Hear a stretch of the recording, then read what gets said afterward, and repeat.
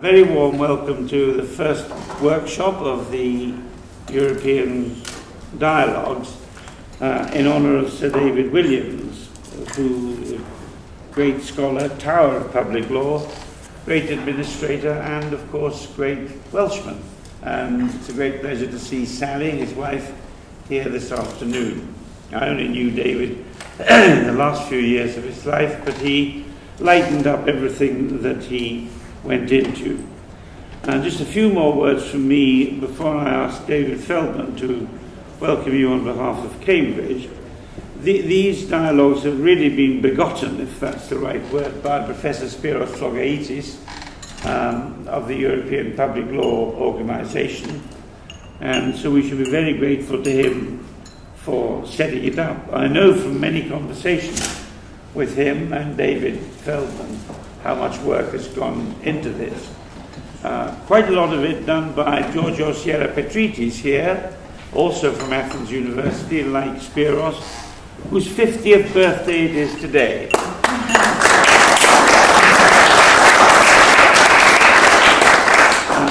That we have a letter from the President of the Hellenic Republic, which I'm invited to read to you, which I will. But first I'll ask David to say a few words on behalf of the university. Thank you very much, John. It's a very great pleasure to welcome everyone here on behalf of the University of Cambridge and particularly of the Centre for Public Law. The Centre for Public Law had a significant connection with Sir David Williams, who chaired our management committee for the first few years of the existence of the Centre. And the Centre exists to foster public law and the research and dialogue in public law. So this is right in the middle of its remit. We're delighted to have been invited by Spyros to collaborate with the European Group of Public Law and also with Wolfson College, which has made a significant contribution to the meeting. We're very grateful to Wolfson for their financial support as well, and also to Hart Publishing, which is represented here today, for their support for the event. And I'm extremely glad that everyone has been able to come, and I hope it will be a wonderful afternoon's discussion. Thank you very much. Thank you very much, David. But let me share with you what the President of the Republic, President Prokopis Pavlopoulos, has written in a letter, I think, of yesterday's date. It says, "It's with great pleasure that I salute the first workshop of European legal dialogues in memory of Professor Sir David Williams at Wolfson College-Cambridge, which inaugurates an annual series that I have set under the auspices of the Presidency of the Hellenic Republic. These scientific meetings are of major importance, especially because at a time when the idea of Europe is being challenged in various ways," he doesn't mention Brexit, European legal dialogues come to remind people that the roots of our science of public law on this occasion is European and common for all of us, the Europeans, and have been conveyed through us to the whole world. It is the legal science that supported and expanded, among other concepts, the idea of the rule of law, of organized public power institutions, originally conceived primarily in Rome and later shaped for more than 1,000 years in the new Rome era, thus granting to our people institutions, political structure and values, that is, in simple words, the European civilization. I'm delighted that the concept of European legal dialogues has been dedicated to the memory of Professor Sir David Williams, to whom Greece, Europe, and the whole world owe so many things, both as an academic and as an individual. Among the diverse aspects of the personality and impact of such a distinguished person, please allow me, on this tribute to his memory, to recall that he not only was among the people who contributed with his personality knowledge and vitality to the European Organization of Public Law, but also at the time he passed away, he was serving as president of the European Scientific Board. I send you my warmest greetings and my deepest condolences for not being able to be present at your discussion, which will be, beyond any doubt, delightful. Well, that's the president. May I now introduce the two primary respondents here, or speakers. Professor Sabino Cassese, Emeritus Professor of the University of Rome, previously a member of the Italian Constitutional Court, and at one time, I think, a minister in the Italian government. Professor Paul Craig, one of our most distinguished English public lawyers, holds the chair of law at Oxford at St. John's College, and his textbook, Administrative Law, English Administrative Law, is, I thought for a long time, among many very good textbooks, the one that is most intellectually penetrating. So we're very fortunate to have both of them here, and of course all of you. Now let me say a word about the subject before we delve into the questions. The subject, as you know, for this dialogue is the contribution of courts to the development of public law. I suppose we may take public law as meaning that branch of the law in any state or constitution which regulates the relation between citizen and state, would therefore include criminal law, the law of taxation. But I rather think we're not so much concerned with those specific subjects, but rather how the law responds to the power of government, discretionary powers granted to the executive, and of course legislative powers in the hands of the legislature. Looking at it from that point of view, how does the law cope with governmental power? The notion that the courts might not contribute to the development of law is very strange to English ears. Because to English ears, to the common law, that branch of public law at least is the creature of the judges. The judges in England created what are called the prerogative writs, that's to say, orders from the Queen's Bench or King's Bench Court to control inferior bodies. Those ancient medieval orders have developed into our modern law of judicial review. So possibly more than any other legal subject, I don't know, some might challenge that. Public law in my jurisdiction is very much judge-made. Not to say that Parliament has not made its contributions, sometimes indeed confined public law, or sought to restrict the jurisdiction, and maybe we'll have a word or two about that. But it is nevertheless a judge-made creation, which is one reason why I want to hear, especially from our colleagues and friends from civil law countries, whether that's not so true in those other jurisdictions. Well, that said, let me suggest to you, before very shortly going to our speakers, that there are some overarching questions which the subject suggests, and which are suggested also by the list of specific questions which I hope you all have. And I have three in mind. The first is, are we to say that our major principles of public law, such as reason, fairness, the presumption of liberty, are to be regarded as constitutional principles in the keeping of the courts, something that are not the children of the legislature and certainly not of the executive, but are constitutional principles in the keeping of the courts? Secondly, if so, are constitutional principles of that kind, do you suppose, logically prior, perhaps morally prior, to the will of elected legislatures, which might change at any moment, which might go up and down to the extent that they favour such things as the presumption of liberty? And third and last, do the answers to questions like that differ between the common law jurisdictions and the civilian jurisdictions. Some of the questions, as you have seen, do point that sort of contrast. So let me start by turning, if I may, to Professor Cassese. If you have the, I hope everyone's got these questions. Sorry, Spiros.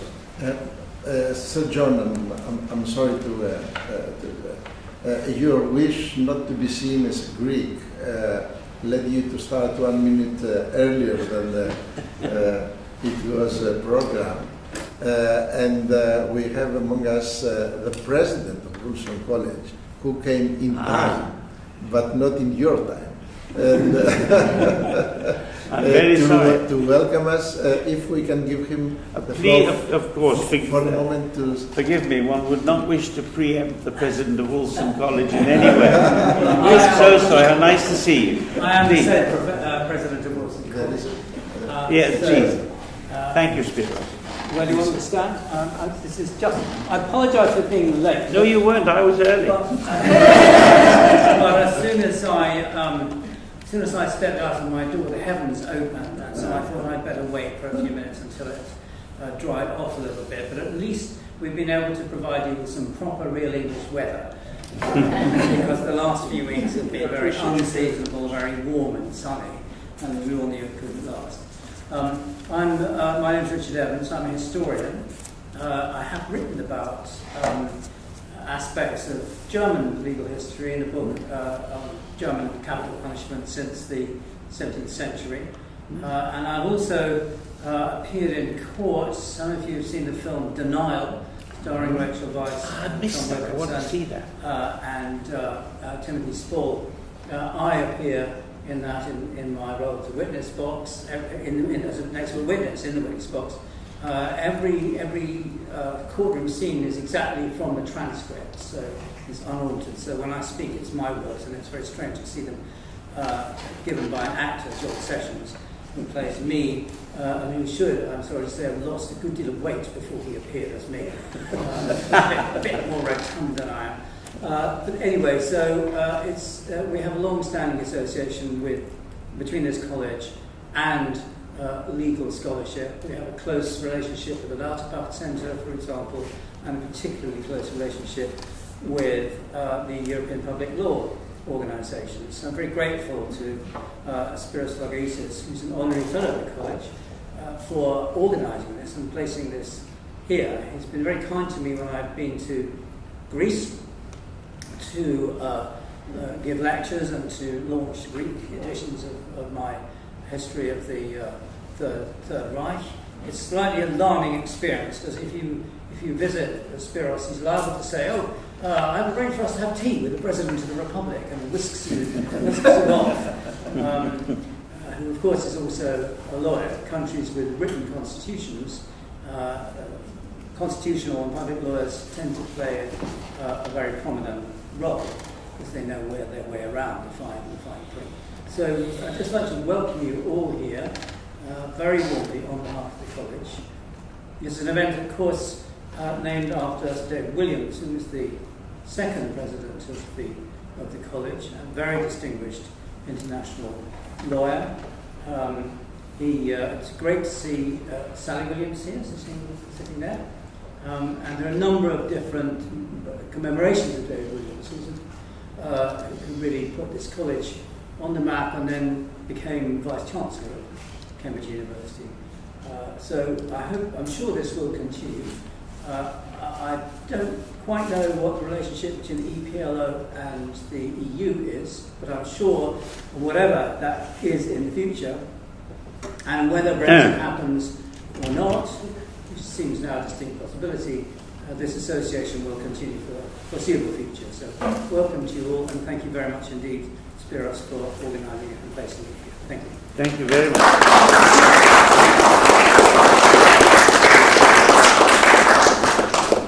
I'm very sorry to have missed the movie Denial. It's a very interesting subject. You can get it on DVD. Can you? Yeah.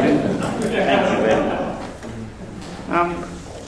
After what I was saying earlier, perhaps I can invite Sabino Cassese to give us his thoughts on question 1, which is the bold question, do courts contribute to the development of public law?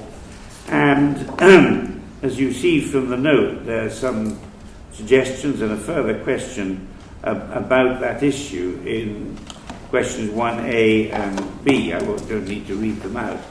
But I think the overall question here is, what is the role of the courts, specifically in contributing to the development of public law? Professor Cassese. Let me make a preliminary remark. Our question is the contribution of judges to the development of public law. But you may know that opposite the British tradition, in many countries, judges play multiple roles. They contribute to the scholarship. They act in many roles also as public figures, public moralists. Not to speak about Argentina, but let me take one example. France. A friend of many of us, Guy Breban, he was president de section of the Conseil d'État, and I remember Vincent Wright, the late Vincent Wright, a professor at Oxford, an historian who used to be present in many French archives for his research on the Second Empire. He used to travel in provincial France, and he told me once that traveling with Guy Breban, he had the perception that Guy Breban was received as the personification of administrative law. So he was the personification, so to say, of administrative law. Why? Because he was a judge, but also he was a professor at Sciences Po. He had written a very important administrative law textbook used in many law schools, and he was one of the editors of the collection of Les Grands Arrêts de la Jurisprudence Administrative, or du Conseil d'État, I don't remember now the title, in which the jurisprudence of the Council of State was not only explained but also reinterpreted. For instance, the role of the Arrêt Blanco for the naissance of the French administrative law. So in a way, the problem is not a problem of judges, but a problem of courts. Judges acting as members of courts. Yeah. So in a way, collectively. There's another problem, which is a preliminary problem, in my opinion, is that public law as judge-made law in many civil law systems is at the center of a contradiction, which is very important. And this contradiction can be explained in this way.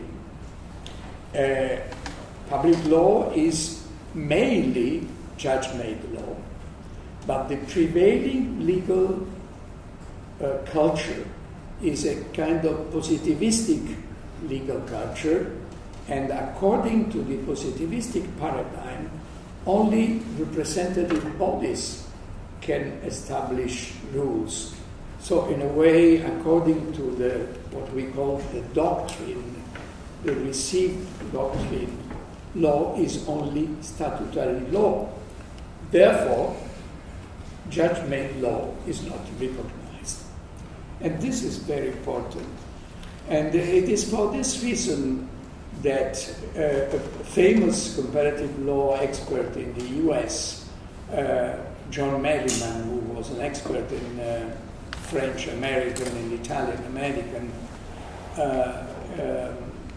comparative law, wrote in one of his many articles comparing Italy to the US that you have to take into account the folklore and the reality. So the folklore of Italian scholarship is that there is no such thing as judge-made public law. But the reality is that public law is mainly judge-made law. And of course, this has also to do with another aspect, that we are ready to accept that branch of public law that we call constitutional law may be judge-made law, because in a way constitutional courts are below the law,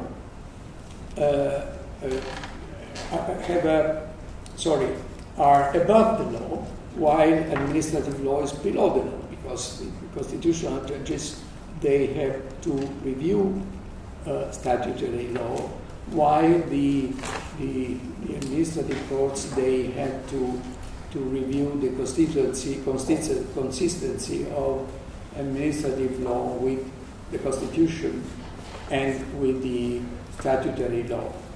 So, in a way,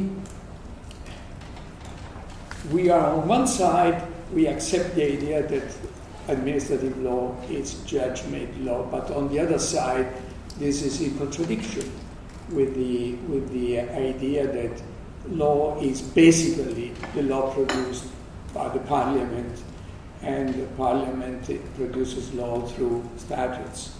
So this is my preliminary remark.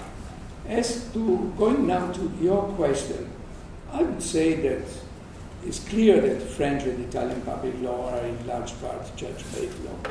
I remember in one article by Jean Rivero, published in 1966, Jurisprudence et doctrine dans l'élaboration du droit administratif, that he wrote that public law was born sur les genoux de la jurisprudence, on the knees of the Conseil d'État.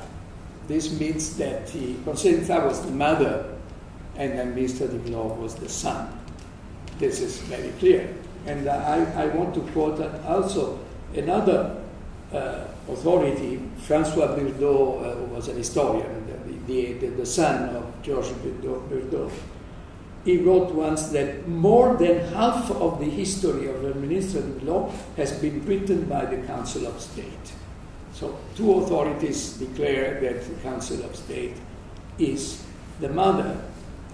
As for Italy, I want to remind you that in 1861, when Italy was united, the idea was that we had to introduce a British system of judicial review, that is what we call a monistic system. Only one judge, not two branches, the civil law judge and the administrative law judge. But then in 1889, so many years after the Italian unification, it was introduced the so-called fourth section of the Council of State. We had the Council of State, but like the Spanish one, this was only an advisory body.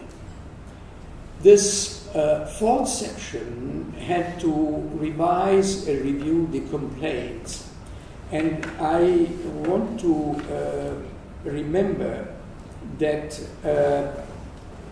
a famous Italian lawyer, Vittorio Scialoia, who was a civil law professor, wrote once that the administrative law developed through the fourth section of the Council of State, I use his words, quasi per virtù propria, which means almost by itself.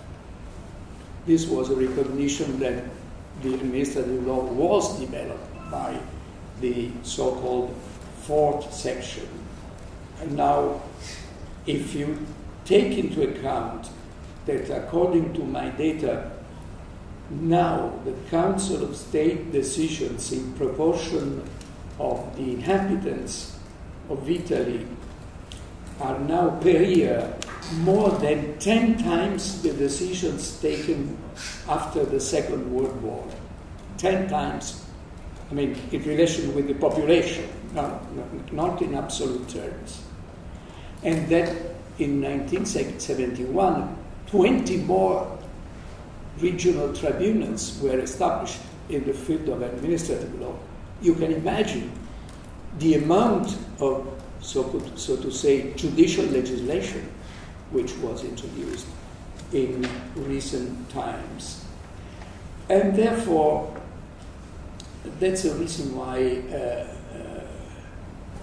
one can say that administrative justice, what we call administrative justice and what you call judicial review, was in fact established in Italy not by the legislator, but was a self-produced outcome of the Council of State.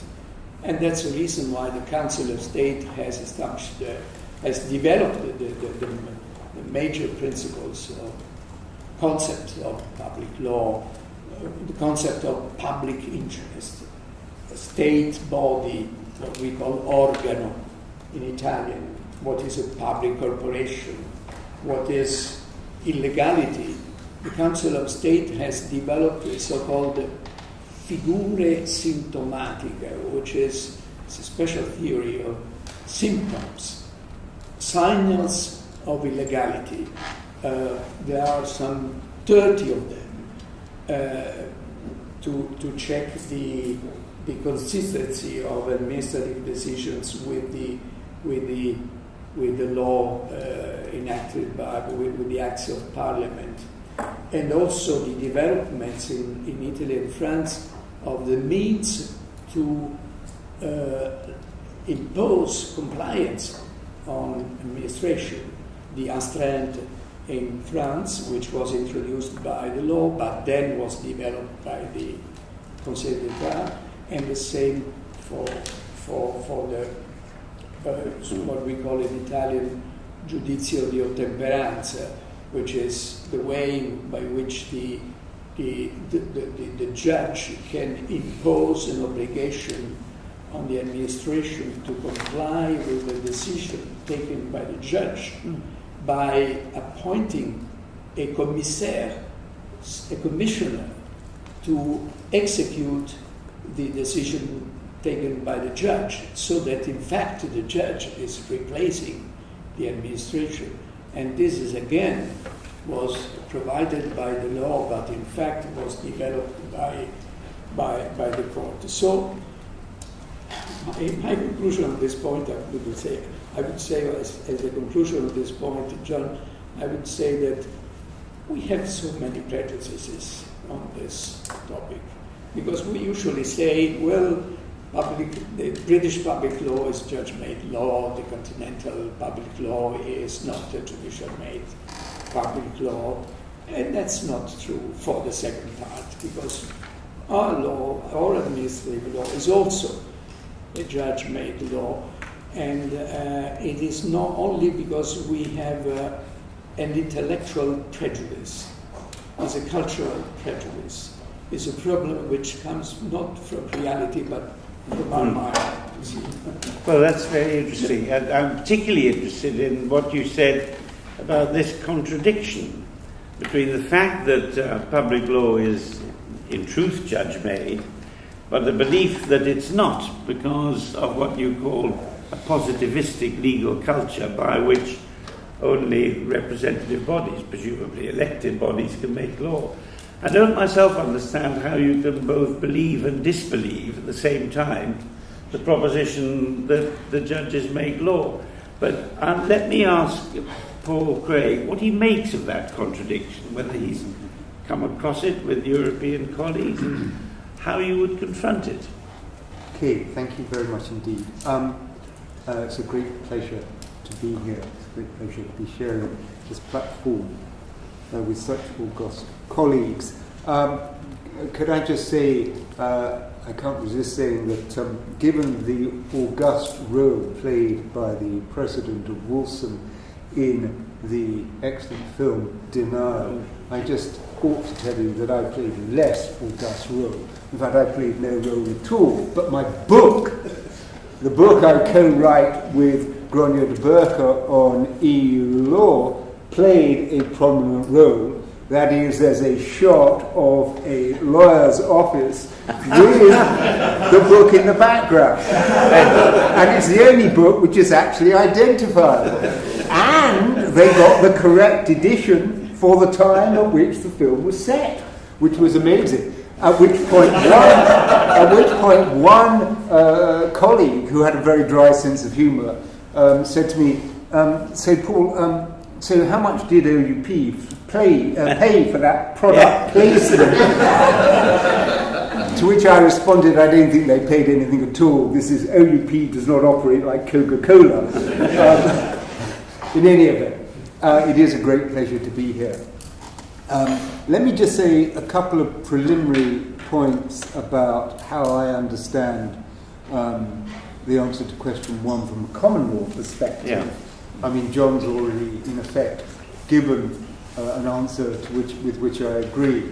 But let me just elaborate on that perhaps a little bit by saying 3 points about the answer to question 1 as I see it, and then I'll perhaps make a little reflection, albeit tentatively, on the tension that Sabino pointed out within civil law systems.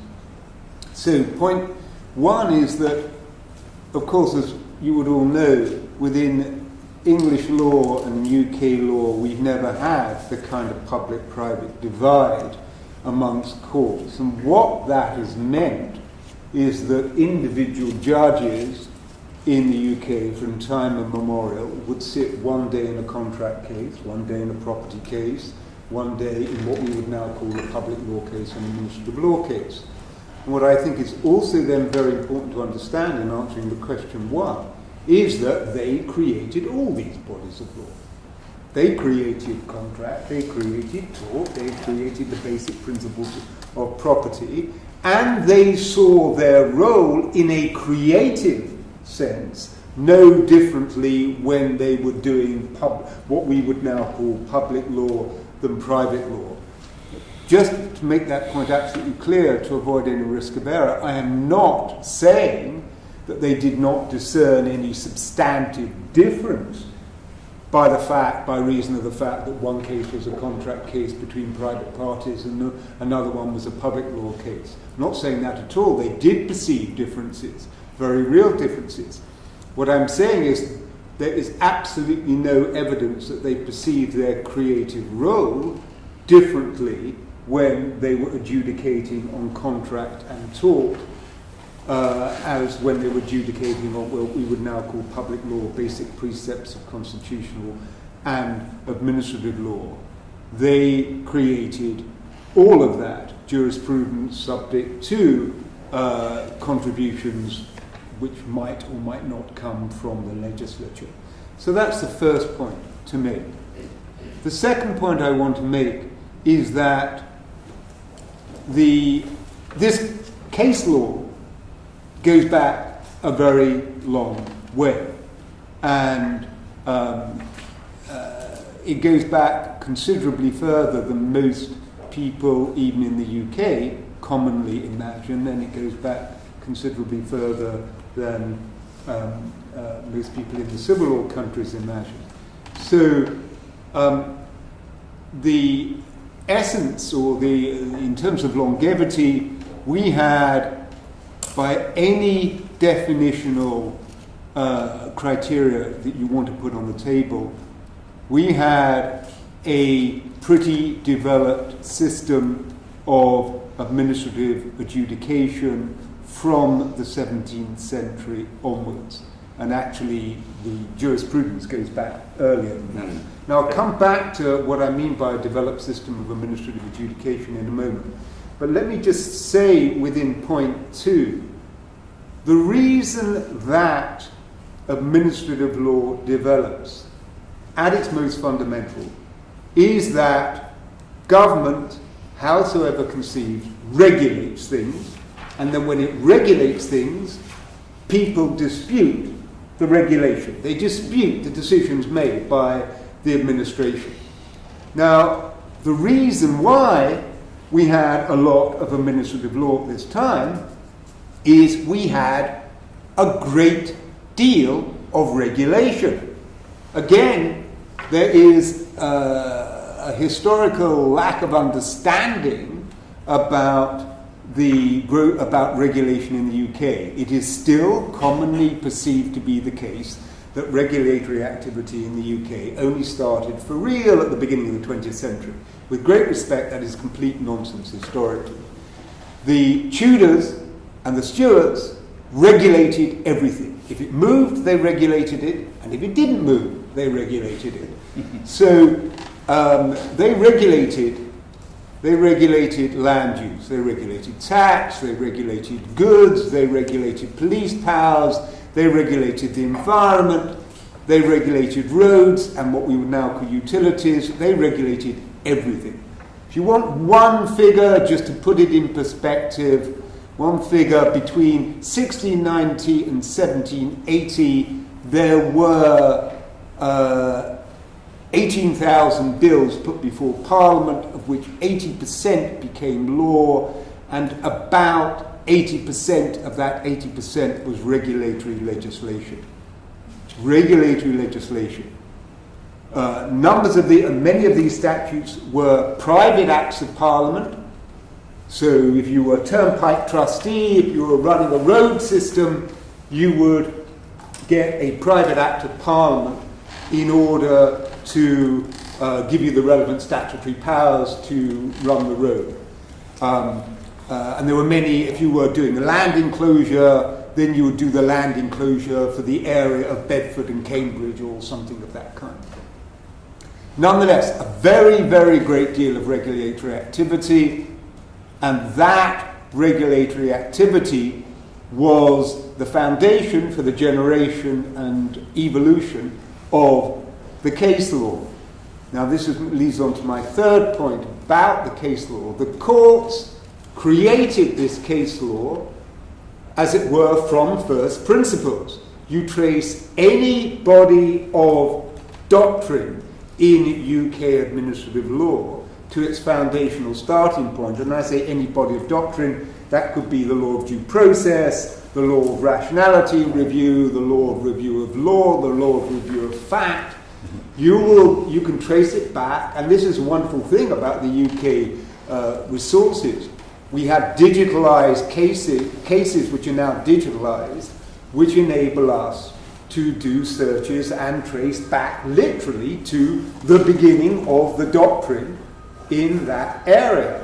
And the courts, in all of these instances, were reasoning from first principles, and they were reasoning from first principles as to why due process was a conditioned precedent to the exercise of administrative power. So it was the courts that were doing this, and just to put this in perspective, in numbers terms, but Sabino talked about some numbers as well, but also just to put this in perspective. Now, from the work that I've been able to do through the digitalized sources, and I accept that this is not perfect, but it's in the right ballpark.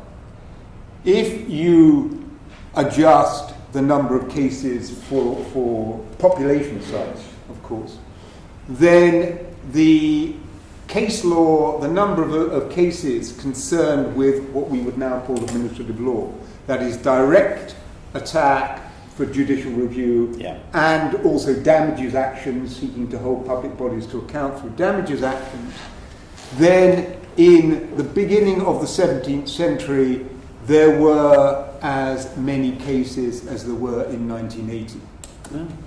All right?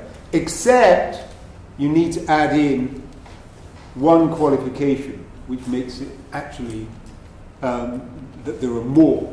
And the one qualification is that I'm basing these figures on reported cases.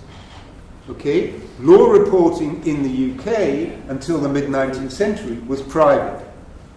You had a couple of barristers who weren't in court that day.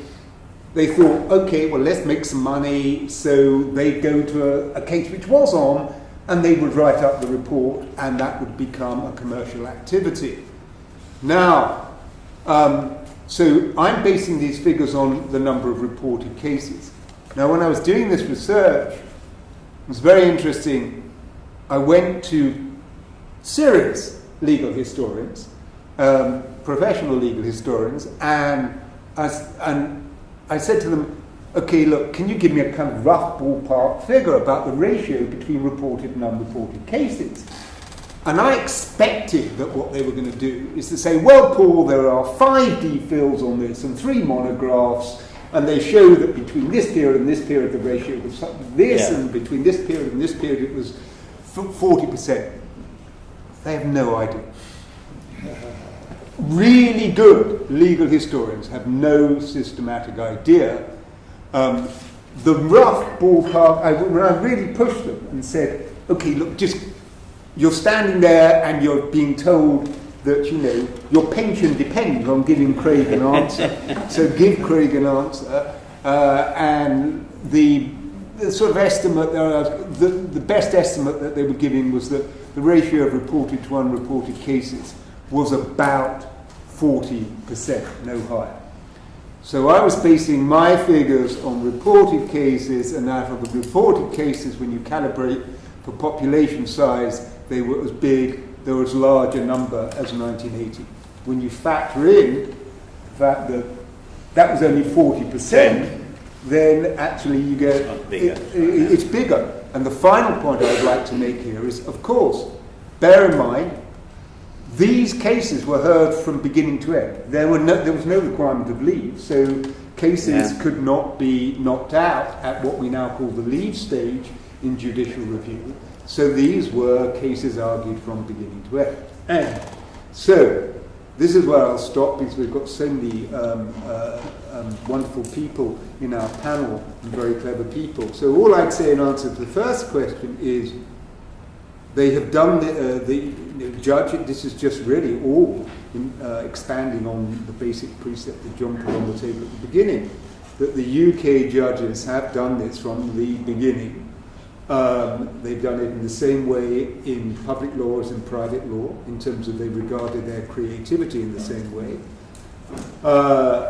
In administrative law, the root cause was the very great deal of regulation which existed in the 17th, 18th and 19th century. And it did not, and in case anybody's thinking this, the era of laissez-faire is 9/10 smokescreen. There was not a huge diminution of regulatory activity in the 19th century in the UK.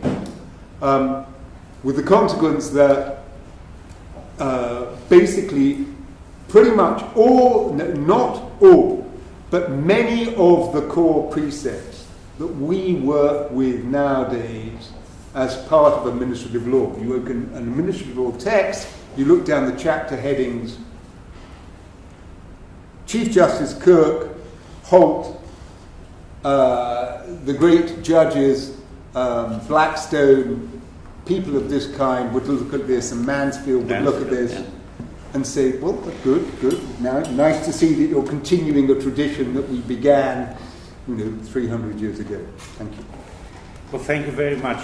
I think these questions and these answers, if I may say so, pose further questions which are connected with what is on the list.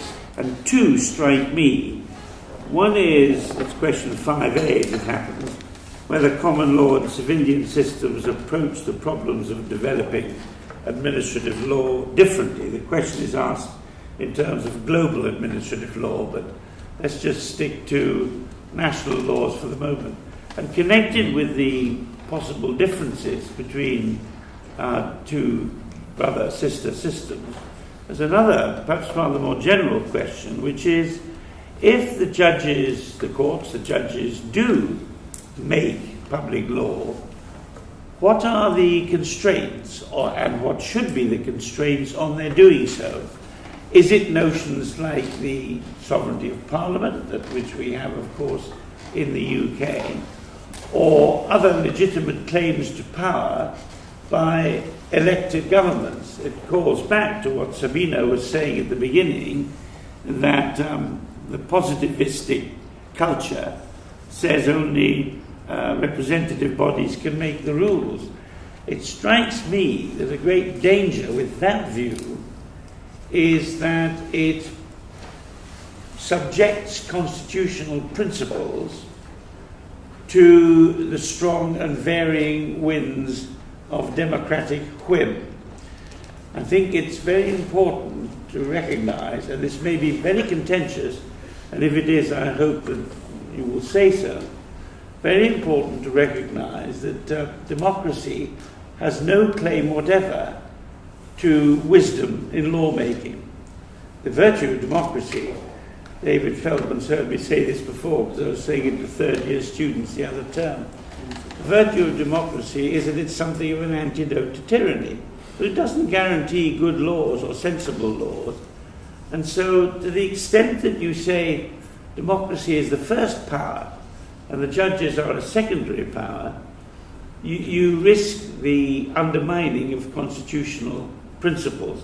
This, I think, connects with, just to try and connect it with the questions we've got written down, questions 2C, perhaps, and 3B. I won't read them out. Now, I'll ask the audience to contribute in a moment, but just on those sort of follow-up points, would you like to say anything, Sabino? Yes, but if you allow me to react to 2 points made by... Oh, that would be better. Please do. By Paul. One, you said, Paul, the judges saw their role as a creative role. Yeah? Now, this is the crucial point, because the problem is that in many of our countries, the legal scholars saw their role as a creative role. You see, that's a real problem.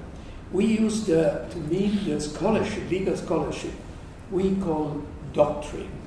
And doctrine is the doctrine of God, the church, and the doctrine of the law and the lawyers. And those who pronounce the doctrine, who write the doctrine, are the professors, not the judges. But this is a problem of perception, you see. It's only a problem of perception.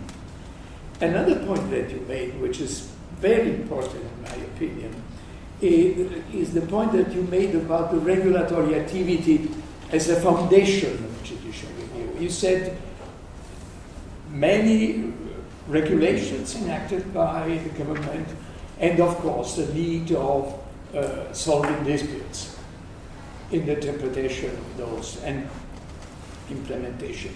Now, this is, in my opinion, crucial.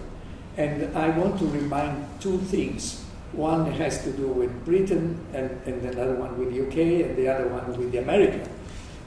For the UK, I remember the seminal work by Irish historian Oliver MacDonald, who wrote an article about the 19th century revolution in government. This is the key to understand the growth of judicial review. No? And I don't want now to summarize his point. And another one is the book written by Jerry Marshall for the US. The undertitle of that book is The Lost 100 Years, the Lost 100 Years of American Administrative Law. His conclusion is that there is 1 century lost because the usual history of American administrative law is that it starts by and large at the beginning of the 20th century. And he says, no, there is a lot of regulation going back 1 century, and there is a lot of judicial review in that period. So look for regulation and you will see judicial review. Somebody who is a judge or a quasi-judicial body who has the task of solving disputes in the application and execution and enforcement of those regulations. I go back to your question after having reacted to Paul's point. Now,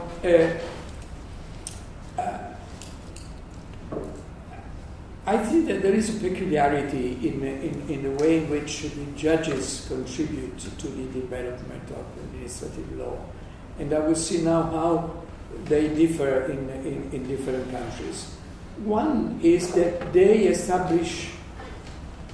develop principles while parliamentary legislation establish rules. I mean, the principle of proportionality, you don't find the proportionality established usually in an act of parliament. is the basic principle developed by the judges. Let me make an example. According to Italian law, you would find that a regulation establishes that you can enter the public service only through a competitive examination open to everybody. So no judge would challenge this rule, but judges will say, what is a competitive examination? How competitive is this examination? What means to be open to the public? So what is the contribution of the judges is the interpretation and establishing links between the interpretation and basic principles, which are rooted also on previous practices of the administration, and therefore there is a lot of room for, so to say, manipulation, or if you want, or if you wish, judicial creativity. Second point in which the judges contribute is by filling the lacunae. Political legislation, parliaments, don't take care of administrative realities. So judges try to adjust new regulation to administrative realities and to the need of the people. The third way in which the judges contribute is usually through not developing law, but building law, building structures, paradigms, concepts, which is much more, so to say, to provide an intellectual structure and reasons to the administrative law. And I find that, at least in France and in Italy, now there is no more any limitation to this creativity of judges. I mean, the so-called political questions, which were known some 50 years ago or a century ago, we don't have any more judges saying this is a political question. Once in Italy we had a beautiful distinction between norme di azione and norme di relazione.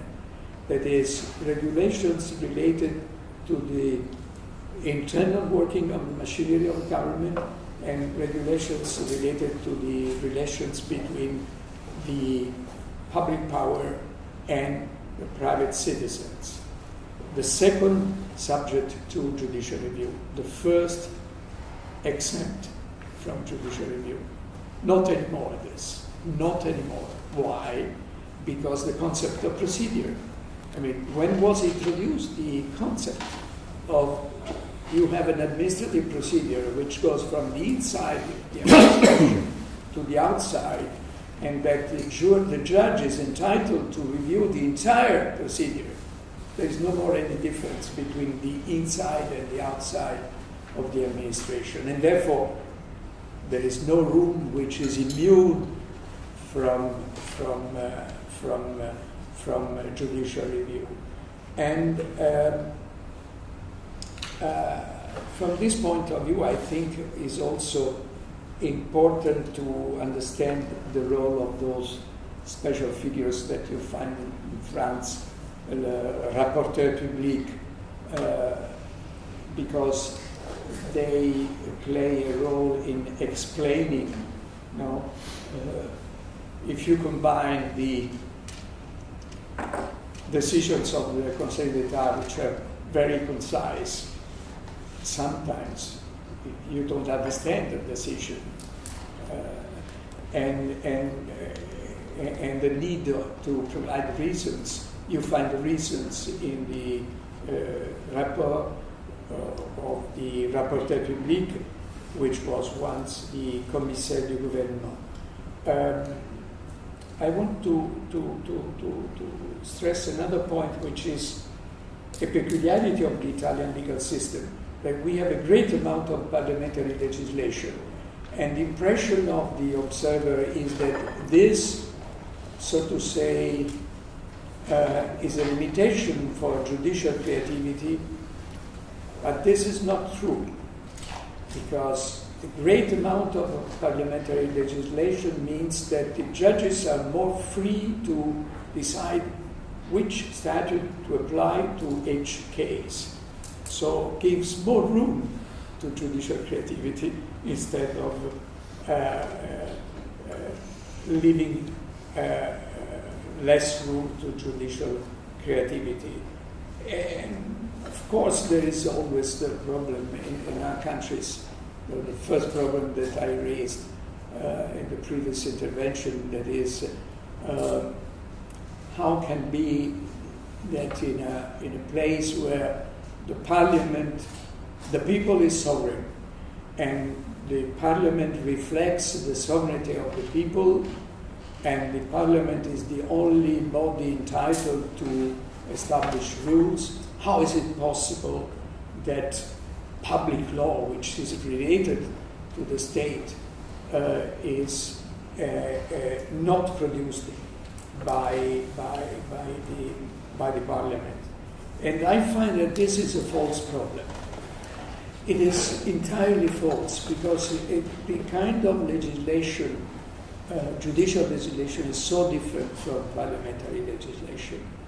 Think to these features. One, the courts must decide cases or controversies. So they don't have the initiative. Parliaments can introduce a new policy, not a court. A second, courts under pressure of the parties are necessarily reactive, cannot be proactive. There's any court which can say, well, I will take this case and decide this topic in health or schools or education, sport, etc. They must react to a request. Fourth, Parliament can decide without dialogue. Courts must decide after having a dialogue with the parties. I mean, there is no court which can decide alone, and courts have to explain and are subject to appeals, and therefore there is a reviewing court, while the parliamentary legislation has been only recently subjected to the review of the court, the constitutional court. So, by and large, I find that there are different conceptions in different countries, but the difference is more in our mind, in the structure of our way of reasoning, than in reality. To what extent would either of you say, that the notion that the people are sovereign is anything more than a piece of rhetoric? Just how it seems to me. Look at countries where they are not. Well, you mean non-democratic countries? For instance. But the existence of a democratic government is not the same as the proposition that the people are sovereign. Very close. Maybe it's yes. Well, now, I think maybe we'll ask for some contributions from the floor, particularly on the two questions: how far do the courts contribute to public law, and how far are they constrained in making public law? This is Professor Nettesheim. From Tübingen.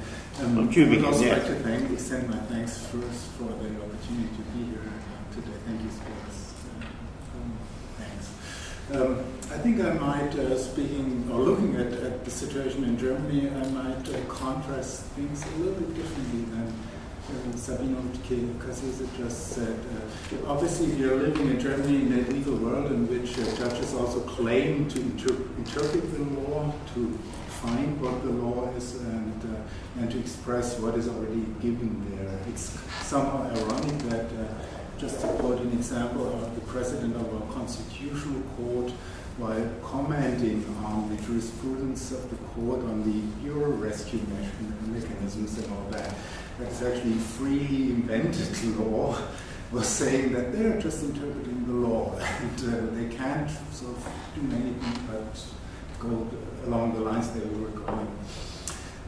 However, of course, everybody who knows it, and I would not just say that this is a facade, it's I think more aesthetic, it's a claim to legitimacy, and we should take that seriously. However, whoever knows, so this participant in the game knows, of course, that rules are different also in Germany. And I think when I was younger, as a young scholar, there were actually judges who believed that they were interpreting the law but not creating law, and I think that is gone now. We're living in a British world to that extent. Now, the difference, however, is that I see a real, I would say, change in times in the era of public law that happened in the 70s, perhaps 60s, 70s. Indeed, there has been regulation in Germany as well in the areas that we traditionally consider public law today. But without being able to compare that directly to the British situation, I would say that the situation was really different compared to today. There were wide areas where there was actually no regulation at all. Think of public procurement. Think about the status of the public officials and the internal organization of the public administration. Think about zoning, planning laws, and all that. Of course, there was not a void. There was an administrative rationality, and there were sort of internal rules of the administration, but they were not looked at as rules, and they were not looked at as rights and duties enforced by courts. You would not, in these areas in Germany, you would not get access to the courts. And that has changed, and that's, I think, and you'll see that has now redefined the role of the courts. That has changed in the 1960s, 70s when the German Constitutional Court, but also the political process itself wanted to get the legislator into these fields. You might have heard of a doctrine developed by the German Constitutional Court. It's called Wesentlichkeitstheorie, according to which certain questions are so important, so wesentlich, so essential, that they needed to be treated by the legislator. And that brought the legislator into many areas that were certainly not in a dense and consistent way covered by statute before. Now, that has changed the rule of, I would say, coming back to the initial question of Sir John, that has changed the role of our administrative courts. I would say the times when they were actually creating whole bodies of law, not just principles, but also the rules, that has definitely been gone. And what we see now are courts that are operating on the basis of written statutes that are, in principle, accepting the limitations of the wording of a written statute. In principle, they accept the limitations of the wording of the written statutes. Of course, there's always leeway and there are opportunities to do that. And then they get into that, and of course but within these boundaries, fill in the administrative effectiveness as one principle or normative inspiration, but then also these principles or normative values of freedom, of fairness, and so on that somehow transpire down from, on the one hand, constitutional court jurisprudence, but then also, I would say, just general normative principles, how to interpret the law. Now, of course, I'm aware of cases where our administrative courts have gone beyond this model. But still, I think it would describe the situation before the 1970s and then since then. And when you look at now modern areas of regulation, infrastructure regulation and so on, it becomes even more difficult for courts to really legislate in the way that was done in the say 50s, 60s, and so on. Perhaps, and so you see that the whole institutional setting is changing. The role of the legislator has become stronger, but even more so, we are not in a seminar about constitutional jurisprudence here, but even more so the constitutional court with its aspiration to provide normative standards for the integration of that, fairness, liberty, and so on. And that has completely turned the whole thing upside down. Well, that sounds, if I may say so, very English. But I wonder whether, would you say that in your jurisdiction it's true, as Sabino Cassese was saying, that the source of jurisprudence, of jurisprudential principles, has been in the universities amongst the scholars rather than among the judges? Is that a similarity, and is it indeed a similarity across civilian systems? Because it might affect the approach that's taken to the development of legal principle. Well, in England it's very marked that the judges are the sources of principles, not least public law principles, but not limited to those, as Paul Craig has described. I wonder how far what Sabino was saying is generally true in civilian systems.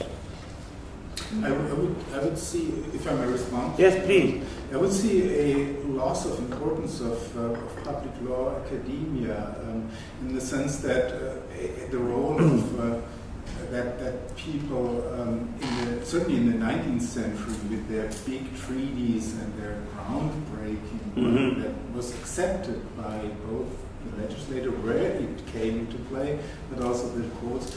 And even those who know German law, even those like Wolf and Bachhoff, who wrote these books that were considered to be, in a certain way, authoritative, in the sense that this is the law, that is gone now. I'm not aware of any public law book or administrative law book that would be looked at in the same authoritative way. I mean, they're describing it, but when the next court decision comes in, they need the next edition.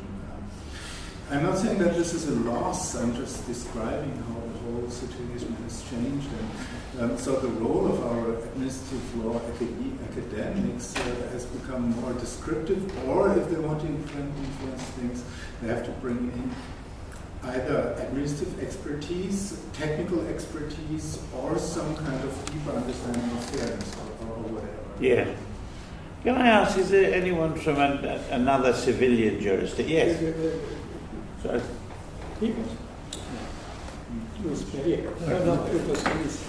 No, I will take the point where Professor Nettesheim has left it. I think that the contribution of judges to public law, specifically to administrative law, in civil law countries, first, I think it's not exactly the same from one country to another. And secondly, I think it's important to be nuanced. It's a matter of proportion and relative intensity. Some years ago, I was invited to give a talk at the Conseil d'État in France.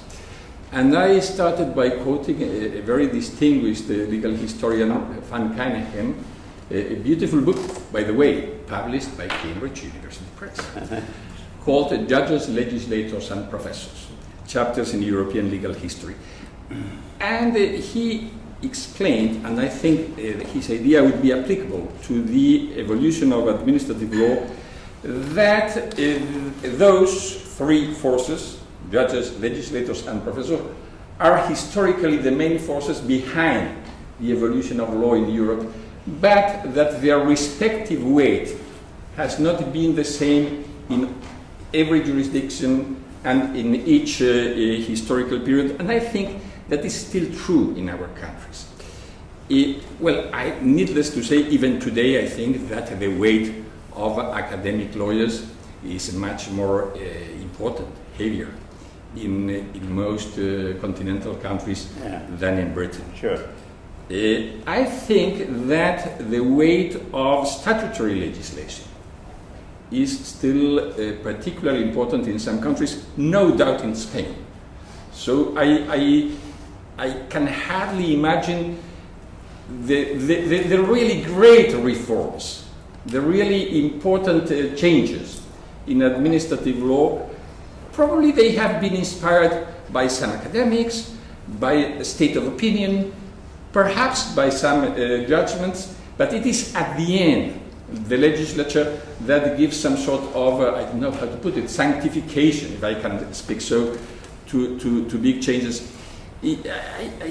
Perhaps I can think of some important changes that have taken place without any legislative intervention at some stage, but they are marginal, I think. And for the time being, one last, 2 points, very short.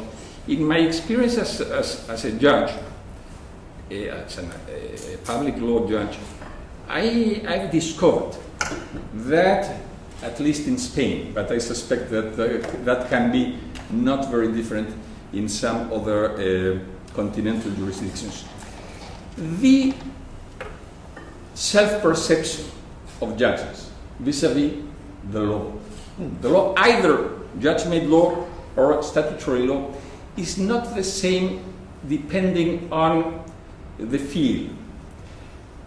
I am persuaded that my colleagues and myself feel much more bound by rules of procedure, whatever their origin, than by substantive law. We, in principle, we are much more, how to put it, inclined to be creative in the field of substance than in the field of procedure. And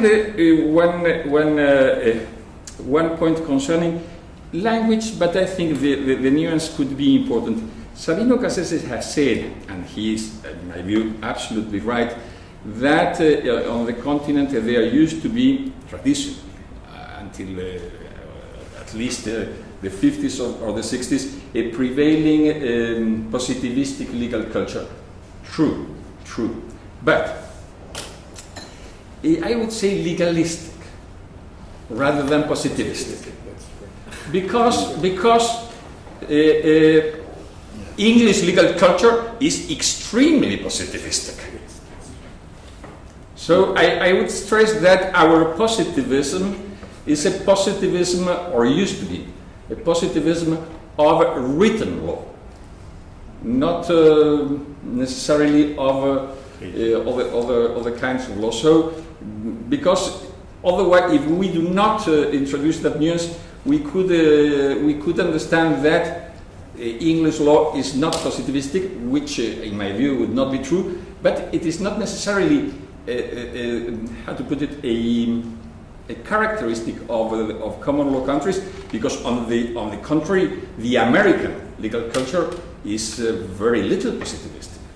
If compared with England. Yeah. Could I just make just one brief observation? I don't want to say anything more. Just one very brief observation about the point that Sabino put on the table earlier, and it's come up on a number of occasions now about this positivism within civil law systems. The only point I want to put on the table is that it seems to me the extent to which a positivist philosophy, legal philosophy or legal theory, does or does not constrain courts or judges depends an awful lot on the meaning you imbue or give to positivism in these circumstances. So I remember one time, I've taught a comparative public law course for many years in Oxford, and Jean Bernard taught it with me for a number of years, and it was terrific. But there was an occasion when it wasn't Jean Bernard who was teaching with me, but it was a different French colleague who was a very, very strong positivist and felt that there had to be a source-based justification for just about anything that one did. And so we were then talking about developments in French law. And so I said, well, listen, what's the source-based justification for that development? He said, it's not a problem at all. I mean, we just take those 3 words from the preamble to the 1789 Constitution, which has been read into the Constitution of the Fifth Republic, etc. So, I mean, if your source-based, if you satisfy a source-based justification, for the development of an expansive jurisprudence, as it were, based upon very general words or words left at a high level of generality. My response was, who needs dwarking, as it were? I mean, you don't really need a rights-based non-positivist theory, because you do anything you like within the source-based justification. So I think my take on that issue is that the extent to which it really constrains a court depends on the interpretation within that legal system and the interpretation of that particular judge of what positivism means and how far it constrains. That's all I wanted to say. I remember there's a footnote, I think, in the second edition of Professor Hart's A Concept of Law, which describes about 8 or 9 different meanings of the term positivism. I thought, I must say, that it was a disgrace to the profession of intellectuals to develop a concept that was so rootedly ambiguous. I said, for my part, I don't really know what it means. Well, now, I think Anna, please. Thank you very much. Yes, Anna, please do. First of all, I'd like to thank the organization of this conference. It's for me a huge honor to be here, to be in Cambridge, to be with all of you. First of all, I'd like to tell you that in 2001 or 2002, I went to the USA for a conference on the Charter on Fundamental Rights. The Charter was not in force at that time, and I was in a panel with the USA professor. I spoke about the Charter half an hour or something like that, and at the end of my speech, the professor of the USA said, I'm astonished because this is something that is not in force, and you can speak about something that is not in force, that the courts haven't decided anything yet, and you can speak half an hour about this document. I'm not speaking about the Charter, and he spoke about something else. Okay, this is at the beginning. It seems to be very different, but the question is that in Portugal we had this debate in the last 5 or 6 years because of the case law of the crisis. The Constitutional Court in Portugal, going back, we had a financial problem, we had austerity measures, and these austerity measures, cuts in wages, cuts in pensions, cuts in social benefits, cuts everywhere. The Constitutional Court was challenged. These measures were challenged, and the Constitutional Court had to decide.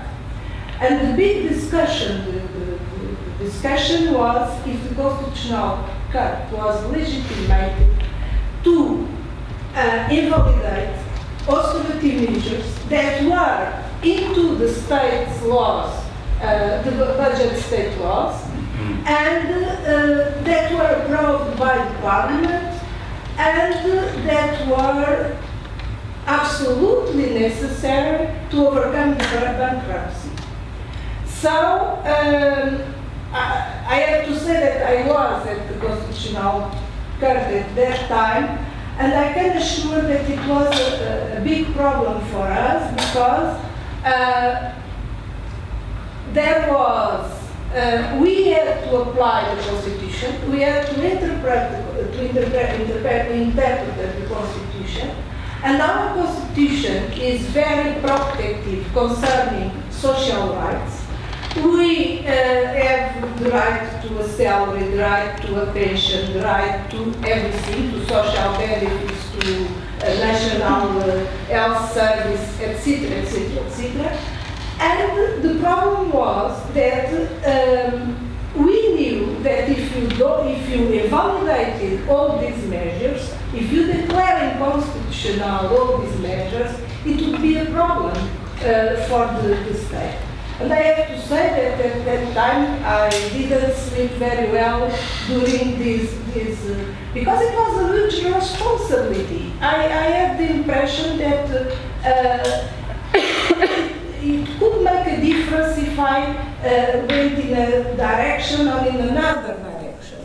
And at the end of the day, what the court did was, in first place, we didn't answer our decisions in social rights, because social rights are, for our constitution, they are fundamental rights. There is no doubt.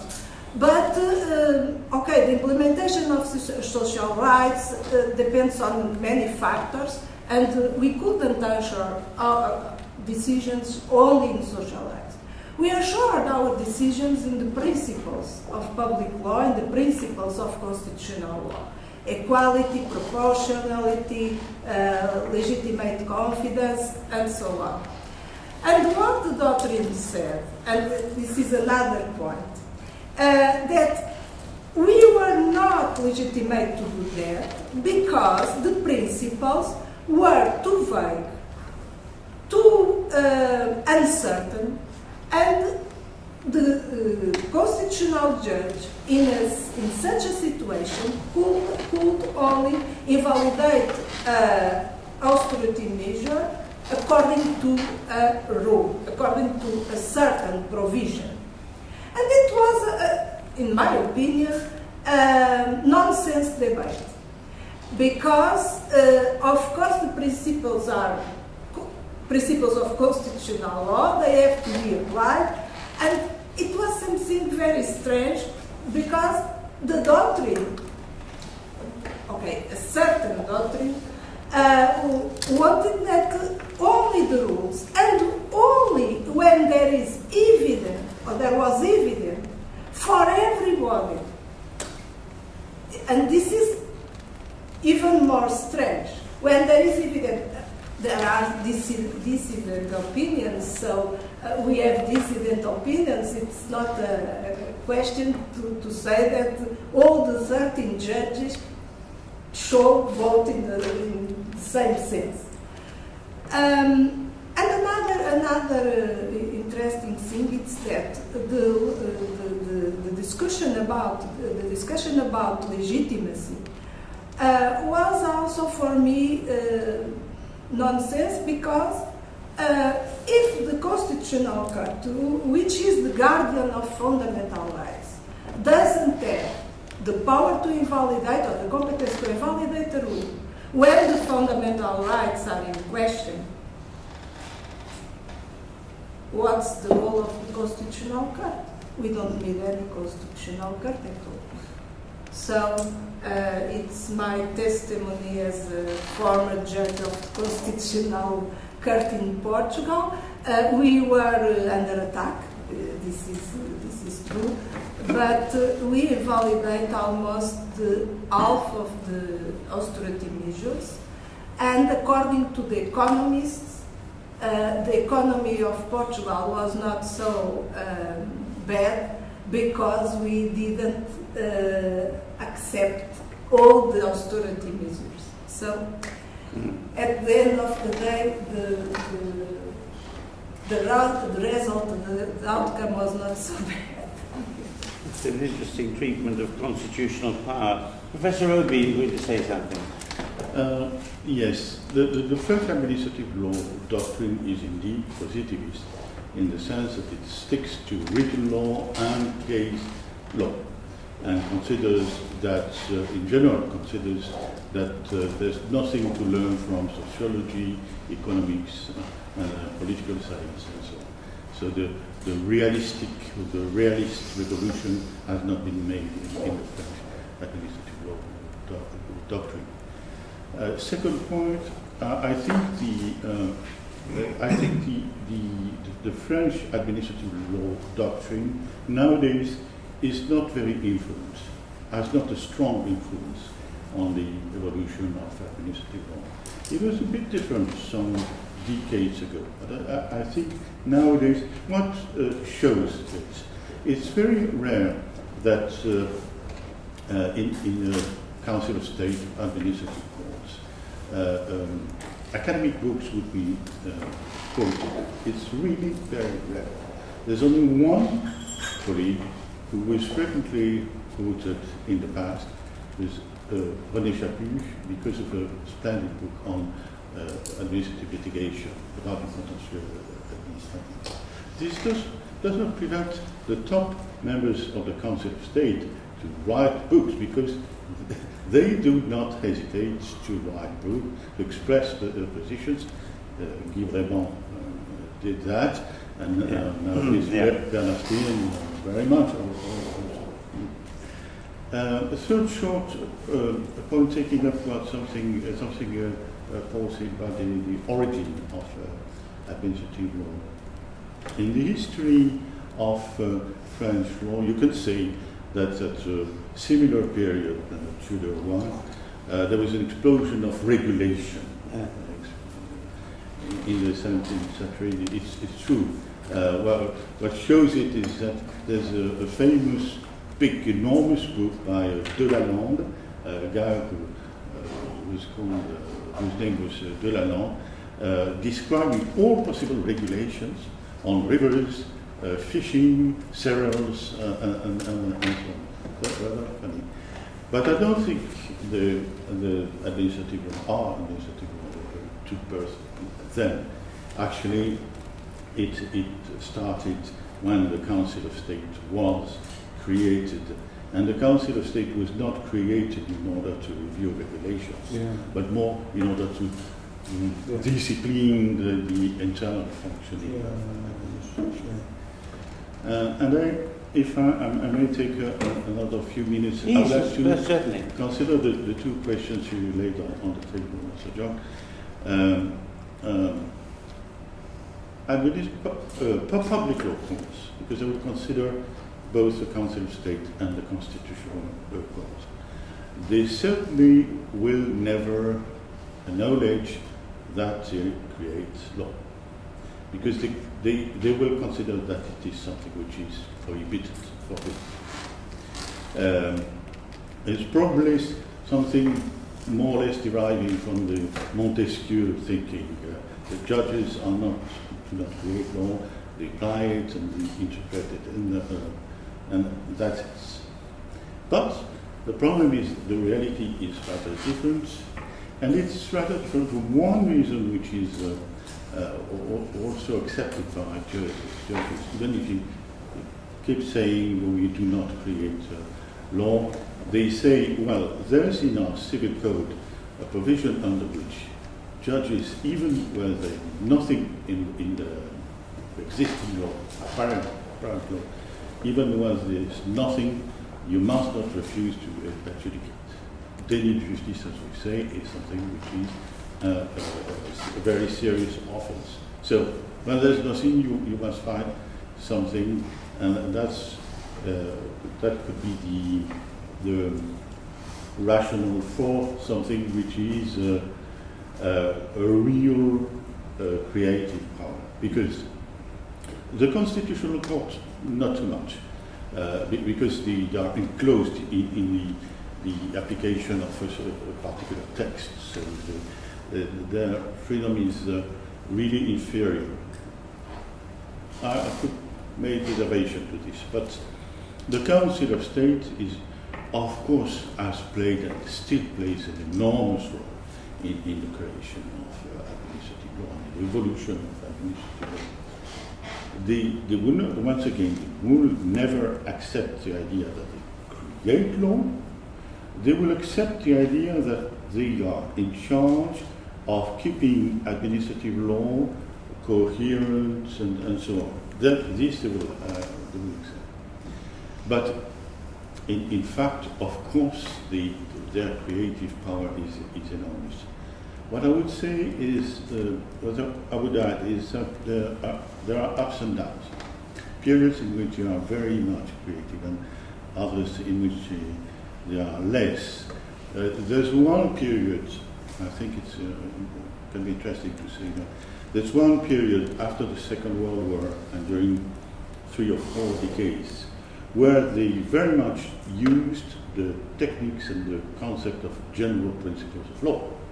General principles of law, not written anywhere, but which are deducted by the judge from the atmosphere. They will never say we create them, even when they are very precise and not written anywhere. So big period, less so nowadays for reasons I could explain. In the recent period, their creative activity was encouraged. I would be glad to know if the same phenomenon exists in our country, by the fact that some big societal issues are not solved by the legislators, are ignored by the legislators or by the government because they are too sensitive. Questions concerning prison or euthanasia, for example, adjudicated by the Council of State because no one else decides to regulate it, take good legislation about it. Another factor is the fact that in the French system, administrative courts dispose of, I would say, nearly 150,000 cases per year. So, large space for creation. Just the last point, you asked us to say a word about the constraints they accept. I would say both the Constitutional Court and the Council of State, they accept constraints, but we are talking about self-constraint, really. Two examples. The Constitutional Court repeats from one decision to another one the same formula, which says we don't have the same deciding power as the Parliament. So this is a prominent limit to our review. And the example concerning the Council of State is the one of what we call actes du gouvernement, political decisions, which the administrative judge will never adjudicate in international relations and in the relationship between government, president, and other institutions. There's a list, but this list is entirely established by the Council of State and its case law, and not at all by constitutional legislation. Thank you. Spyros, you were going to add something. Yes. Actually, I don't want to. I know that we are going to a break, but we have a break. What? Any time now. Give me 3 minutes before. I just wanted to come to this overall. I believe this is the central point of the discussion as you introduced this, and as it was commented upon by both the keynote speakers of this afternoon. Yes. The point is preconceptions. We are trapped in our European legal dialoguing.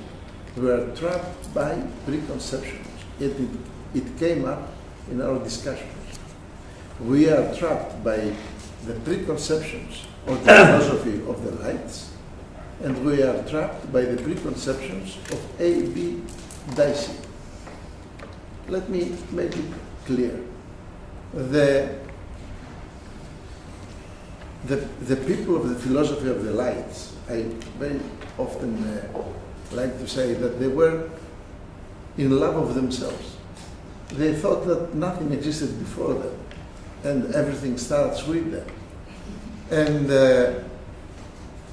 one of the things that they pronounced is that all the legitimacy comes from the people through the parliament to the legislator, and that the judges must be la bouche de la loi, the mouth pronouncing the law. What a mistake. Have we ever seen any judge just being able to pronounce the law and apply it in a specific case? This is a myth. But that's what we have inherited on the continent from that wonderful philosophy of the lights. And then you had, on the other side of the channel, another man who was so proud of his country of those times, and I believe, to put it clearly, he had all good reasons to be proud of his country in those days, especially in comparison with many others, who said that there is no such a thing as administrative law in this country. Yeah. And the truth is, and it was so evidenced, well evidenced today by Paul, that the development of administrative law goes along since the 12th and certainly since the 14th century in every country. It goes along with the development and the maturity of the state. As the state is gradually created, going out of the feudal times towards modern times, administrative law goes along with it, and it goes exactly on the same path. To take the case of France, we have the origins of the Council of State, the Conseil du Roi, in the 12th century and certainly in the 14th century. And we find ways of adjudicating the decisions of the king because the king allows this to happen. What is the difference between this and the ex parte procedure in your country, in this country? It's you have administrative adjudication because the king takes the floor against himself and allows it's exactly the same thing, the same evolution, nothing, no difference. Judges or professors. Now, does anyone believe that in Anglo-Saxon countries the judges learn the law by themselves? They never went to school. They never went to the university. They never read any book. I believe it is an exaggeration. There has always been, in every country, a dialogue between the universities producing the knowledge and the judges equally producing knowledge. And I believe it is self-evidenced. The only difference is that perhaps from country to country, the societal perception of the figure of professor is different. But this is something which goes beyond legal reasoning. I believe that in our days, if we forget the preconceptions of the philosophy of the lights and of A.V. Dicey, it is true to say that all powers, the three powers, the execution, legislation, and adjudication, as we call them on the continent, all the powers have equal democratic foundation. And because all of them are provided for by the Constitution. All of them are there. All of them are directed by the people through the Constitution to do their job. We are not anymore in the times of the Bush de la Loi. We are in democratic times. And the Constitution, it does it all. In your country, from if I'm not mistaken, you have the Queen, then you have the Queen in cabinet, the Queen in Parliament, the Queen in judiciary. So you have a foundation of the power. The power is the Queen, and all of you are equally the Queen. In our countries, all three powers are equally democratic because are equally provided for by the Constitution. Before we break, I'll tell you a story about Professor A.V. Dicey, a great constitutional lawyer who was a professor at Oxford University. He lived in a village outside Oxford, and he gave his lectures on constitutional law at 11 o'clock in the morning. And he would get a bus into Oxford. Sometimes the bus was late. And if it was late, Professor Dicey, as the bus rolled towards Oxford, would rise in the middle of the bus and start to give his lecture. I hope it's true. It is true. You know that one. Yes, I knew that. I'd like to just move on. It's very much connected with what we've been saying, to two further points, which are also connected between themselves. One is, it's question 3A in the written questions. Do different jurisdictions entertain different conceptions of judicial independence? And we'll ask our keynote speakers and others about that. And the other is this, it's not specifically in the questions, but it's to do with the restraints or constraints on judicial creativity or judicial action. One of the challenges we've encountered in the English jurisdiction arises when a government persuades the Parliament to pass legislation which ousts or prevents or limits judicial review. For example, a section in a statute that says no decision of this commission or body shall be challenged in any court of law, or something like that. There was a famous case in the 60s called Annis Minnick, in which the House of Lords decided that such a clause in that case didn't have the effect evidently intended by the legislator, because the House held that a decision of the body in question had to be a lawful decision and not an ultra vires decision. But that's perhaps too domestic. So I'd like to link the questions of attitudes to judicial independence with what the courts of our various countries would do or do in the face of challenges that seek to oust their jurisdiction. Paul, would you say a bit more about the common law position? Okay, thank you. Well, in relation to the common law, I think in relation to the two aspects that John put on the table, two questions that John put on the table, is that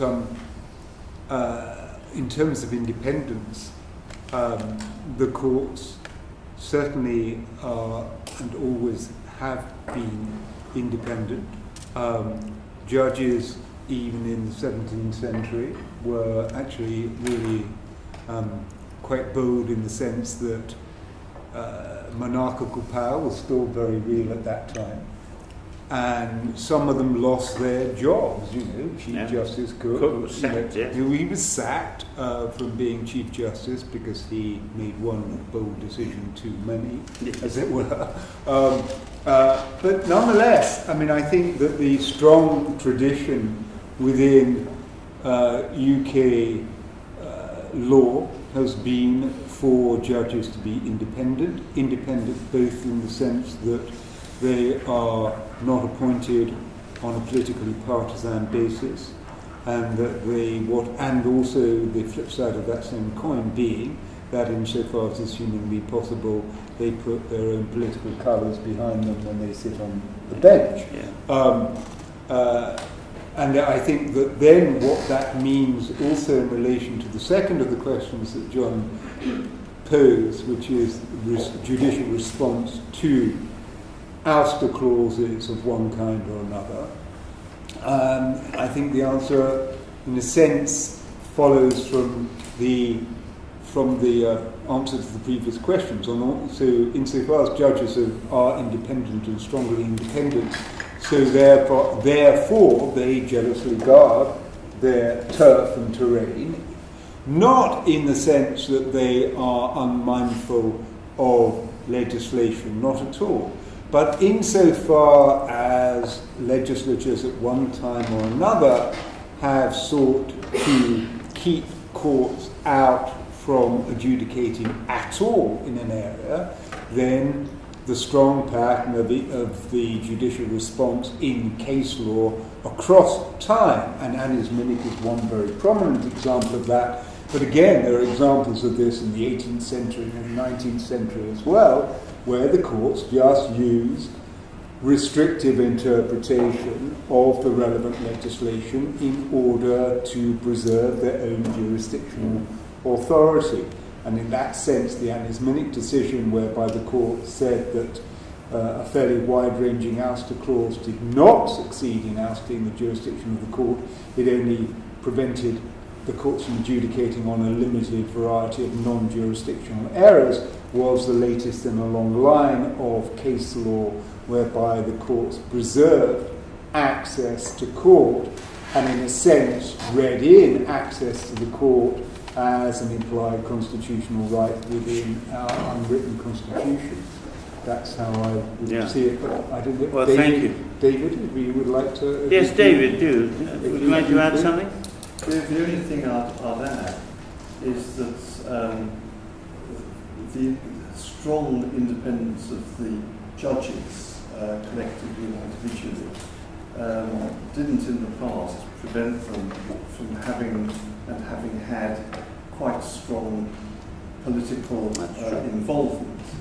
And it's a feature of the current judiciary, which is very different from the judiciary of 50 to 100 years ago, that we now have only one judge in the High Court and above who has been a member of Parliament or held a governmental office, and that's Sir Ross Cranston, Mr. Justice Cranston, who was the Labour Solicitor General for a period in the Blair government.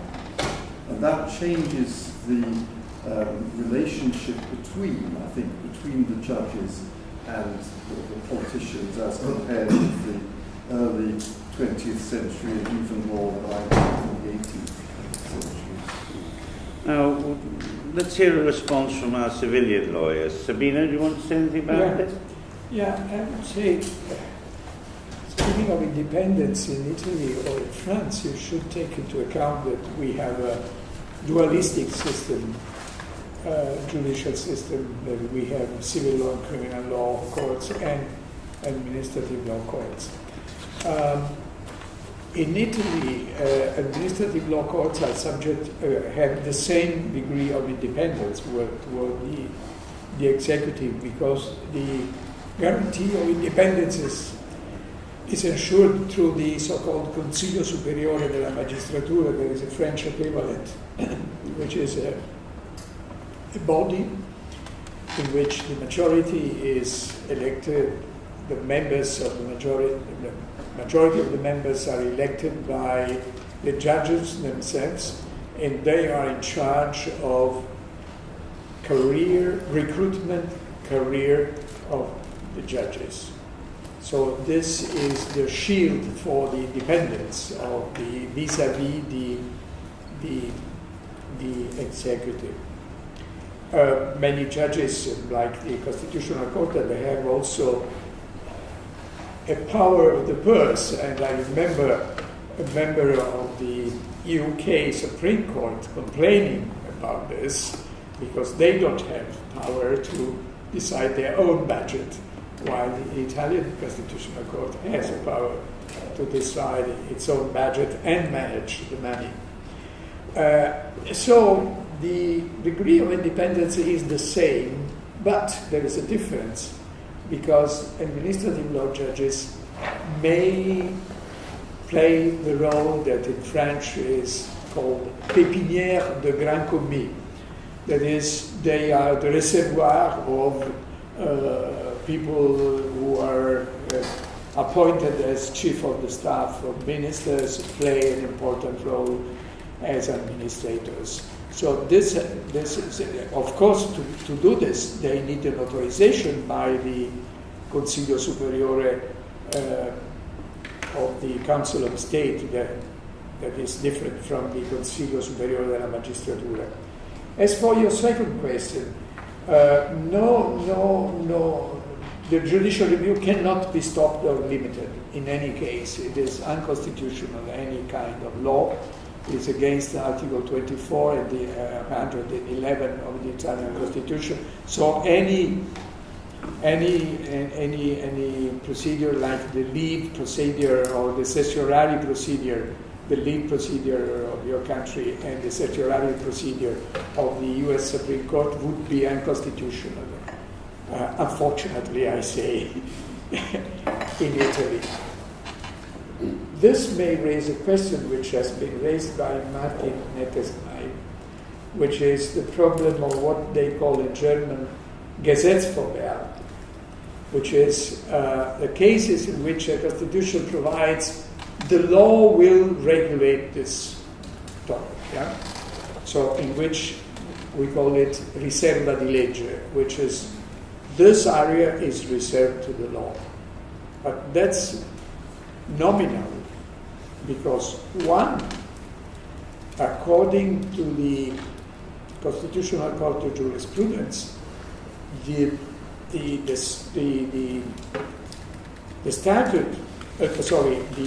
constitutional provision must be interpreted only in the following meaning, that there must be a sufficient coverage of legal regulation. That means that the parliament has not to stop by saying you are authorized to do this, you have power. It has also to establish the procedures and to limit this power. And second, it does not mean that a judge can come in and interpret. So this is an area in which there is no immunity, and the judges can come in and decide if a certain decision is or is not consistent with the law. Therefore, the Gesetzvorbealt does not mean that there is no possibility of judicial intervention and judicial creativity in that area. Can I just ask, before asking others on the panel, why would the leave procedure that we have in the United Kingdom not be sufficient to satisfy the Italian constitution, given that the leave procedure means that a judge will decide whether the case is worthy of going ahead or not? He might decide it's so hopeless it's a waste of time and money, but it's a judicial decision. Why that wouldn't pass muster in Italy, would it? For many reasons. Yeah. One is not a reasonable decision. Second, you did not hear the parties. We heard the party asking to go ahead. We may not have heard the other side. But I think it is quite. I would like to have You'd like this in Italy, but it is against the constitution. I mean, that's simple as that. You must change the constitution. Understood. Because you cannot put any limitation to a request, and if you have a request that is admissible from a legal point of view, you have to decide and you have to follow the procedure. What do you do with vexatious litigants? What is vexatious? A malicious litigant who comes with malicious litigant? Yes. You pay the price. Okay, well that's the answer. Professor, yes. Yeah. No, in my country, in Spain,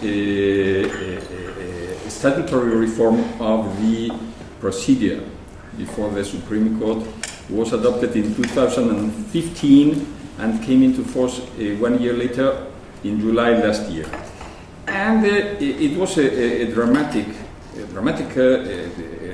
deep change, because now the third chamber of the Supreme Court, which is the highest judicial body for administrative law questions, has the power to decide what cases it will hear on appeal. So there has already been at least one lower court judicial decision in the case. Yeah.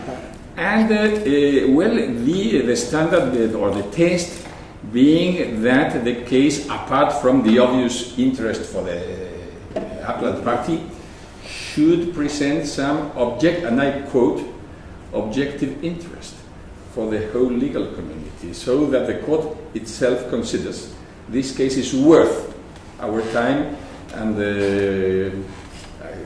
also in terms of cost and benefit of time. So, and the first judgments will be delivered, I hope, in July this month. So that is a radical change. However, we do not have a any constitutional problem in that respect, because it's constant case law of our constitutional court that the right to a judge, the right to a fair judgment hearing is satisfied if you have one instance. In other words, it is constant constitutional doctrine that there's no such a thing as a constitutional right to appeal, except for criminal cases where, criminal cases aside, the doctrine is that the Constitution does not prefigure a system of appeal. So the Parliament is basically free to establish or design the system of appeals that it considers more appropriate or It's right, I think, isn't it, that Article 6 of the Human Rights Convention, the European Convention on the Jurisprudence of the Strasbourg Court, doesn't require rights of appeal. Its requirements are to a fair hearing in first instance, or a fair hearing. Except for criminal issues. Yes, sure. Criminal law side. That's different, yes. Professor Nettesheim. Thank you, Mr. Brown. In Germany, I would like to observe certain modifications or evolutions of the idea of the judicial independence on several levels. On the first hand, while institutional direct interference by politicians or administrative officers into a procedure are, of course, impossible and would also be unconstitutional. I would say, impunity of the Constitutional Court as a constitutional organ and function is fading. In the 70s, 80s, and so on, nobody would dare to criticize our Constitutional Court. It was basically like a godly figure, and whatever came from Karlsruhe was accepted. That has changed, and I think it's an expression of what is changing everywhere, that our institutions are looked at differently. The media is approaching the judges differently. Politicians are now openly criticizing. For example, the president of our Bundestag has openly criticized certain decisions and said that is wrong. Of course, that has raised their eyebrows in Karlsruhe. And the academics, when you look at what academics do in their sort of reception of cases, you could perhaps say the atmosphere has become harder and the tone has become harder. Certainly, just to respond to that, it certainly seems, the part of the Bundesverfassung gross jurisprudence that I know best is perhaps the part dealing with EU law. That's one example. And many of the German academics have been fiercely critical of the Bundesverfassung case law in that respect. Whether it's the Maastricht judgment or the Lisbon judgment or whatever, when they created identity locks out of almost thin air. But in any event, just as a question, Martin, is that reflective of, does that degree of academic critique, does that carry over to domestic constitutional jurisprudence as well, or is it just, or is this? I think it's the most obvious example, also the internationally obvious example. But there are, and of course, it's also an area where, because there is no no basis in the wording of the Constitution, where the situation of the court is most precarious. But there are other areas when you look at modern lifestyles and so on, where the court is venturing, and you see that in Strasbourg as well, where the courts are venturing into areas where, of course, the wind is blowing harder in their face than in the first 30 years of our constitutional development, where basically it was about liberalizing an authoritarian society. I mean, if I want to describe what happened, then you entered the founding period of the constitutional time as an authoritarian society, the mentality, the constitutional court was opening that up. Let me point out two other things. The other thing is, Paul, you said that judges are appointed without taking into account their political colors.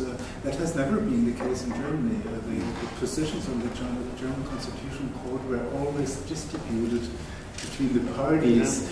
The electoral system made sure that you would get not radicals on the court, because you always needed a quorum of 2/3.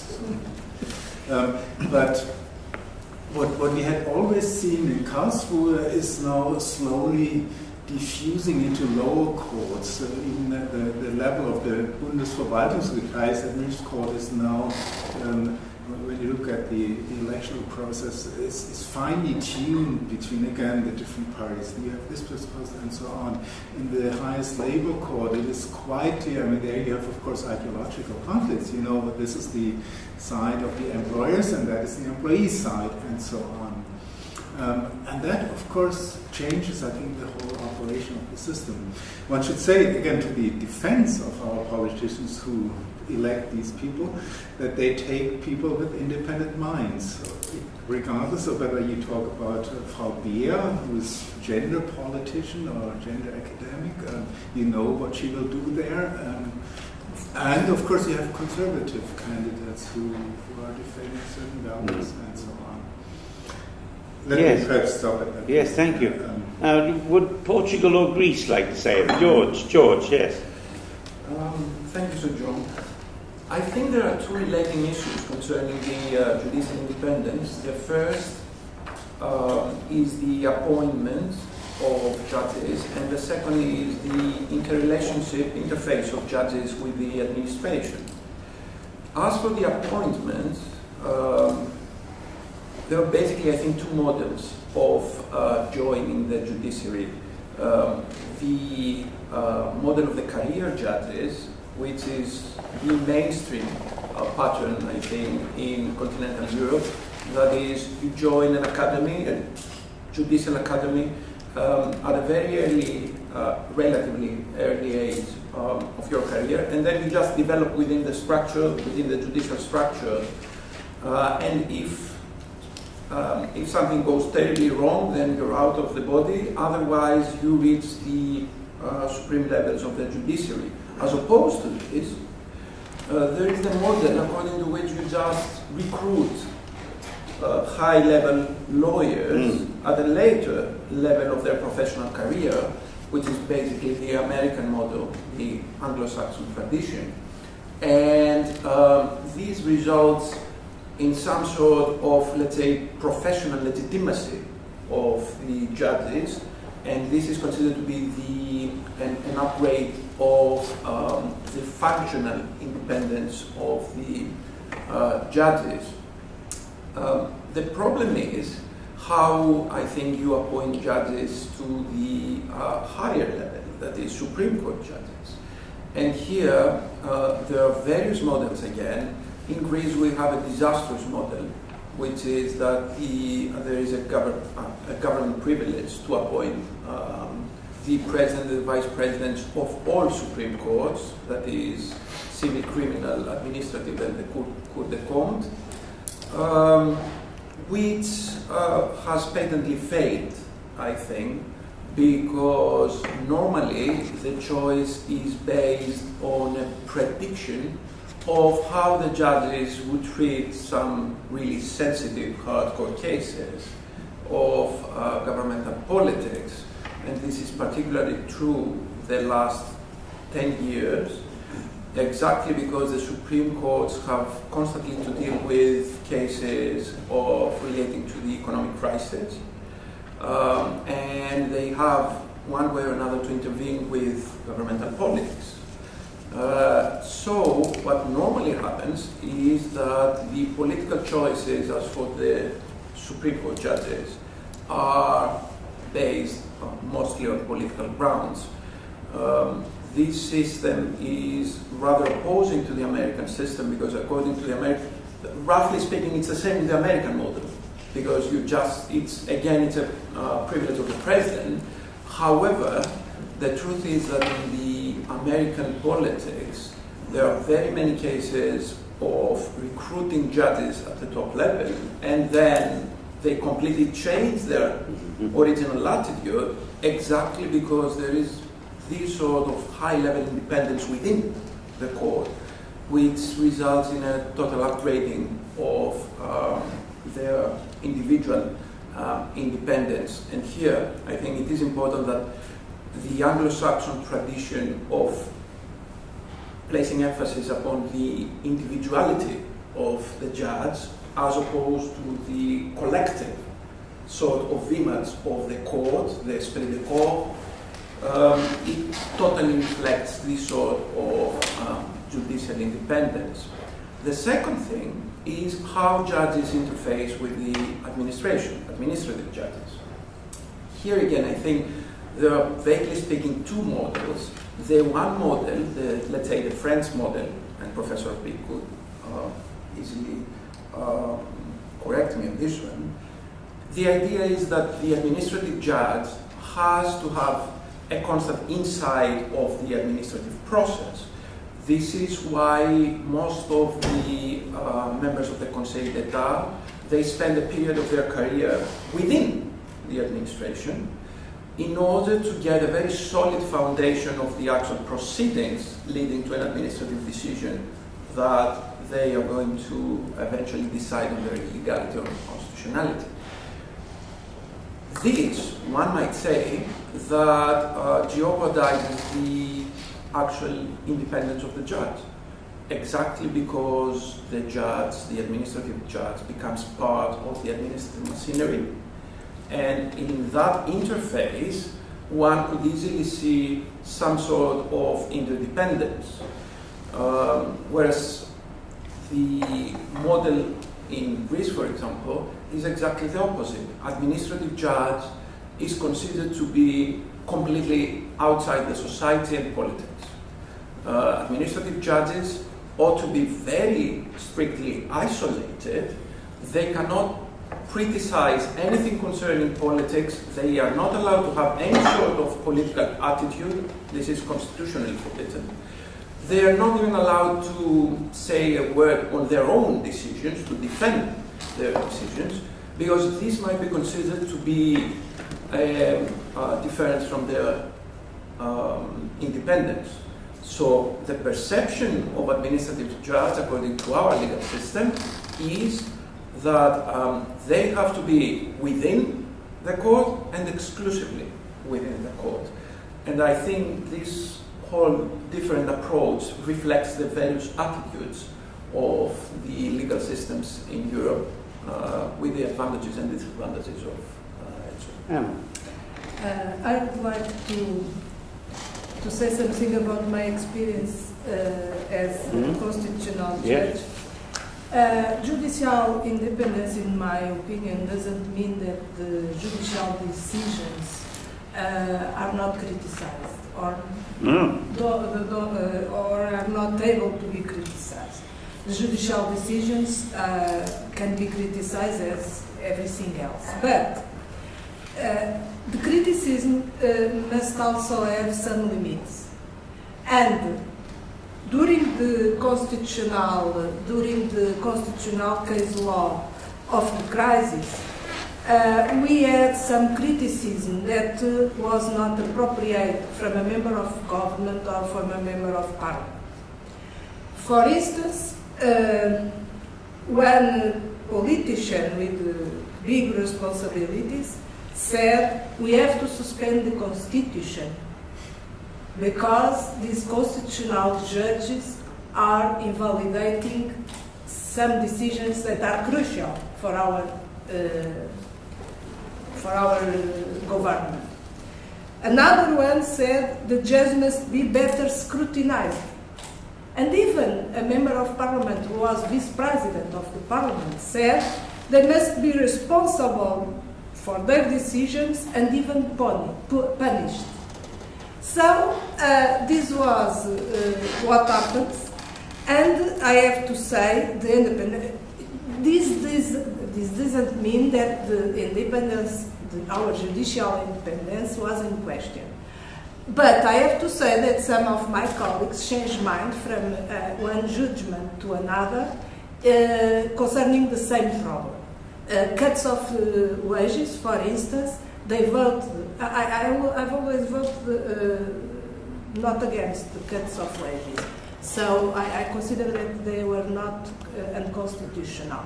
But one of us voted the inconstitutionality, and in the second case, he changed his mind. Okay, it can be that he had studied better, but the pressure of the politician was very, very big. And I'd like to add something about self-restraint and or constraints of the judges. We have constraints. This is not legally foreseen, but we have constraints. The Constitutional Court of Portugal has a lot of competencies, and one of these competencies regards political parties and coalitions. And we have, this is not a constitutional, hardcore constitutional competence, but we have always said that the Constitutional Court will intervene the minimal. This is the principle of minimal intervention. We don't intervene in the political parties' life, in the political parties' organization, in the political parties' structure. And this is not written in any provision. This is our self-restraint. The same in the emergency measures. It was the first time that the Constitutional Court limited the effects of the decision to the future. That means we have some limitations, some decisions that limit the retroactivity of the invalidity, but in that case, as the execution of the budget was in exercise, was already exercised, we limit the decisions for all the year. That means we declare the norm, the provision unconstitutional, but it doesn't have any effect. So this is what my experience, what I can testimony, witness as a witness of the practical. David. Thank you. I wondered whether I might just add a little spice to this by mentioning my experience with judicial independence in the Constitutional Court of Bosnia and Herzegovina, where these types of challenge to judicial independence are on a different scale from those which seem to have affected anyone who's spoken so far. And I'll give you just 4 brief examples. One is that 6 of the 9 judges explicitly under the Constitution have to be elected from and therefore regard themselves as representatives of one or other of the federal entities. And by convention, 2 of them are drawn from each of the 3 constituent peoples in the country, and they're expected by their peoples to be representative of the peoples in question. So they get into a lot of trouble individually if they seem to be voting against the interests of their entity or their people. That's point one. And that's in the Constitution. The voting pattern is open, or do they? The voting pattern used to be open and then it was closed. but it was open because the judges, there's a judgment of the court, but then judges are allowed to give separate opinions if they want to. Yeah. And of course, the ones who want to show that they didn't go along with the majority are the ones who will always write a separate opinion. But that's within the courts. That makes an interesting question.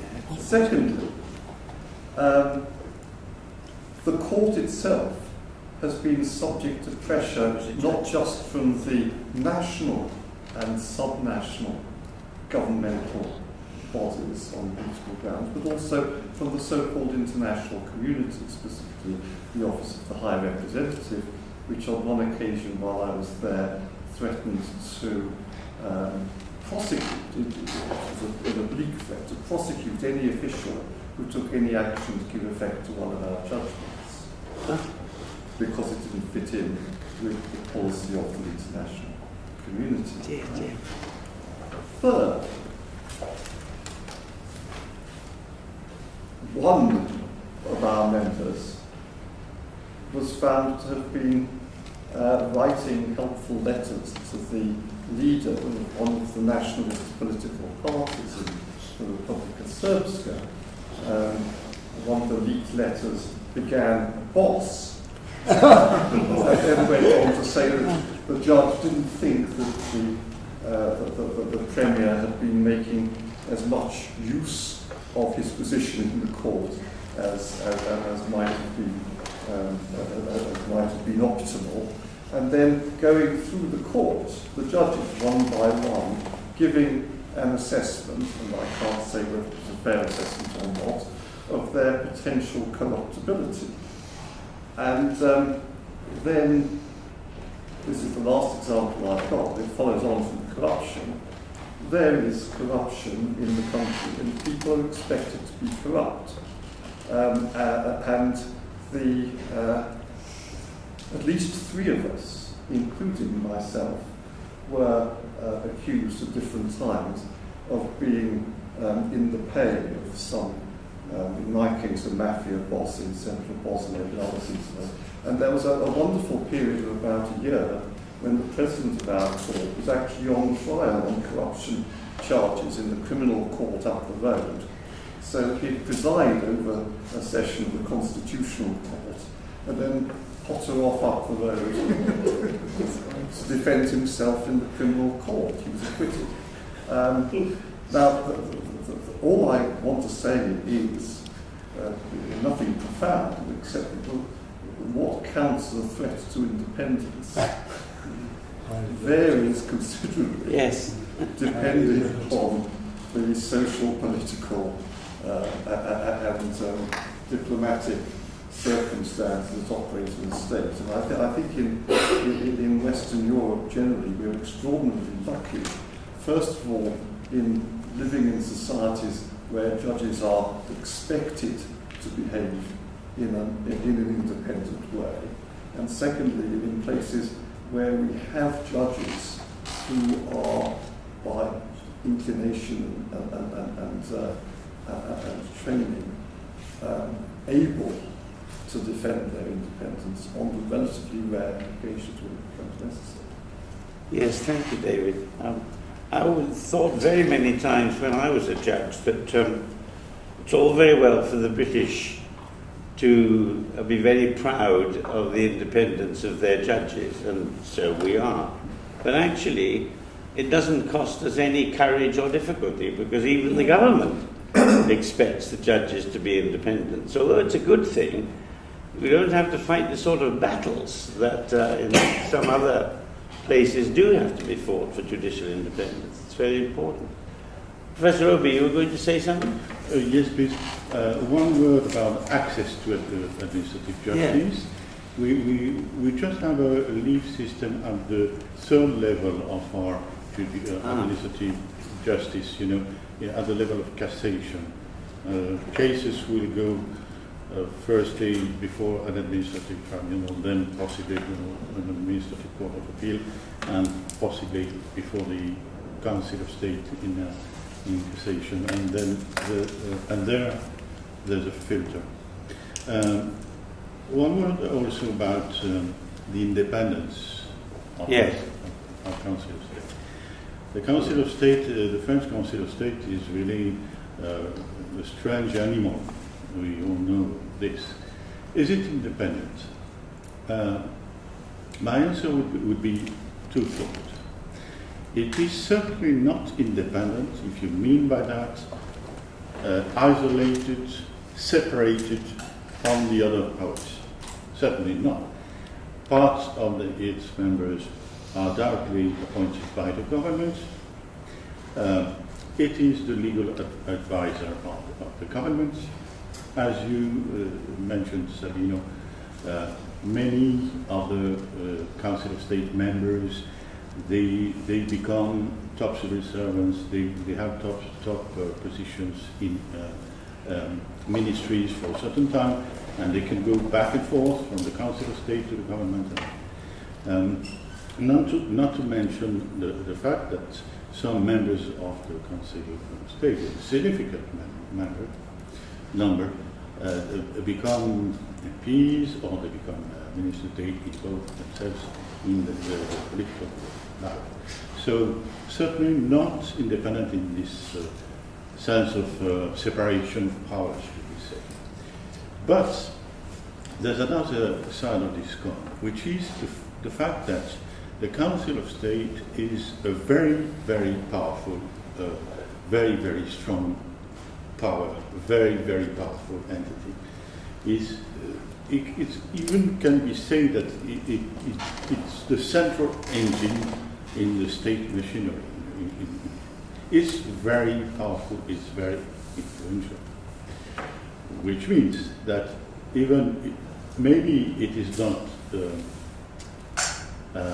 it can be suspected not to be entirely impartial for the previous reasons, but certainly it's more than free to decide whatever they want.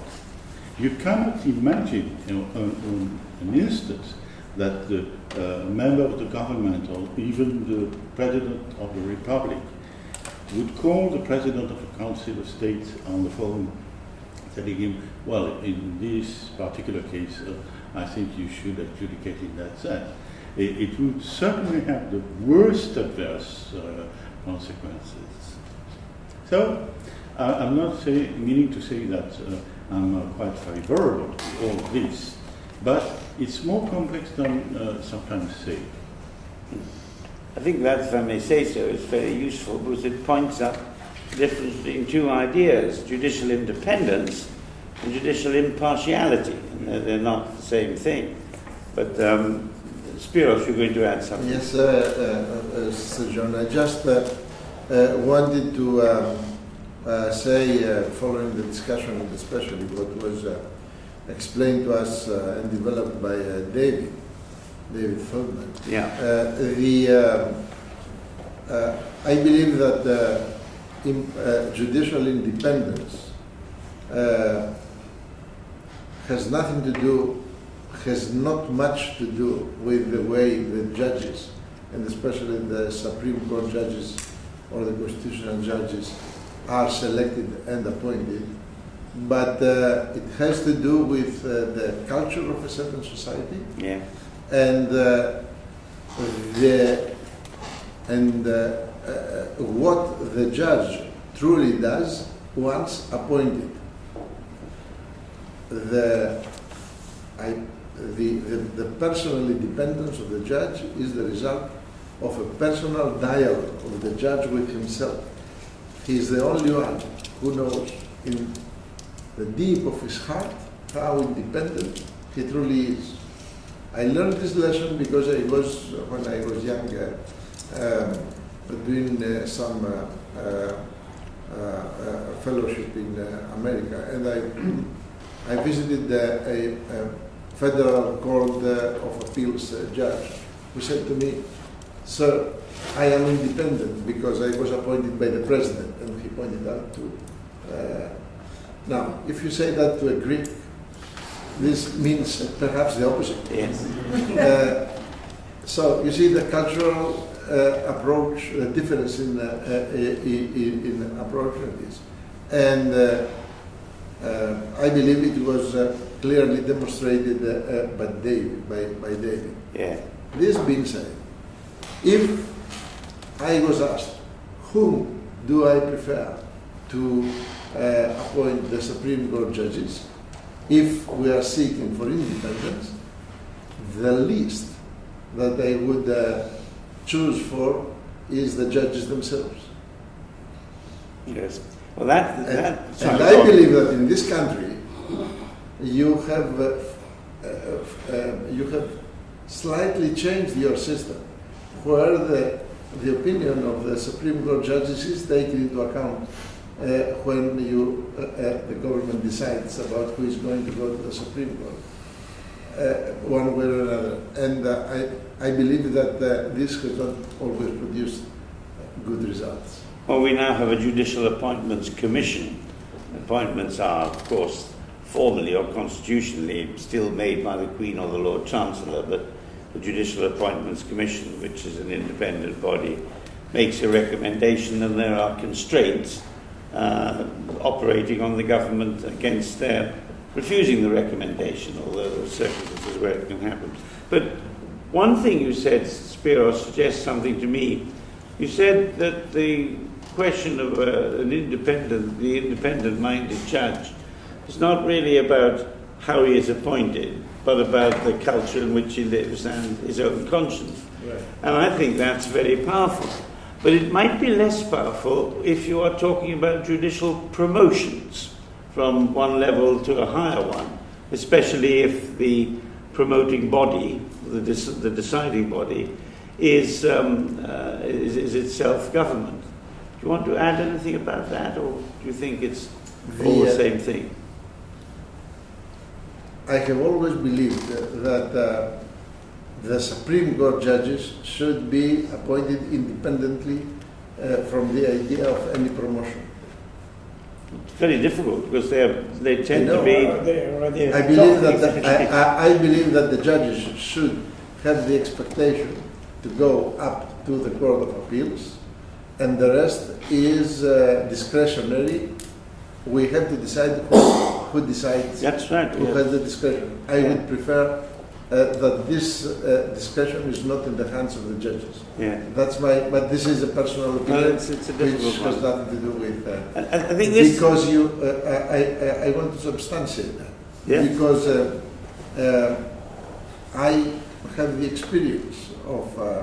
I've been judge in the United Nations Administrative Tribunal. We elected among ourselves every year the president and 2 vice presidents.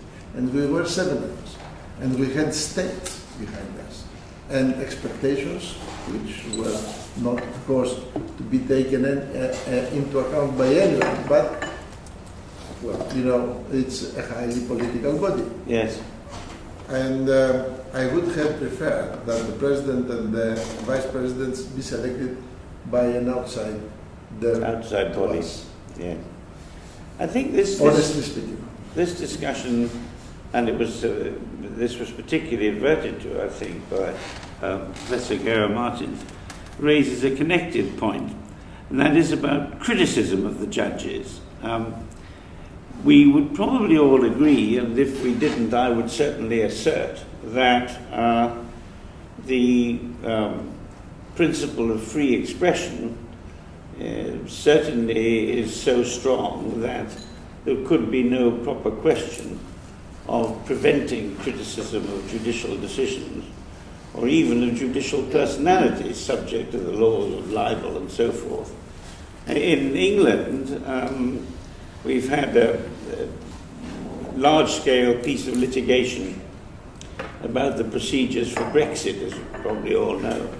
And when that first came before the court, the High Court of 3 judges, including the Lord Chief Justice, last November, the Daily Mail carried a great... And they held that the Parliament had to authorise the institution of Article 50 by the government.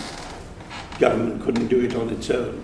After this decision was made, as David and Paul and others will know, there was a great big headline in the Daily Mail saying, "Enemies of the people," referring to the judges. And many years ago in this, what was known as the Spycatcher case, in which I appeared as an advocate, there was one particular decision which the papers didn't like, and one paper printed photographs of the judges all upside down. So the papers can be very scurrilous, obviously, it's their trade. I don't know what the experience is in civilian Europe. We tend to just sort of grit our teeth about things like that, and I think that has to be done. Is there any other attitude anywhere else? No, it's not contentious. Yes, Spiro. I think when this decision about the Brexit was taken in the referendum, my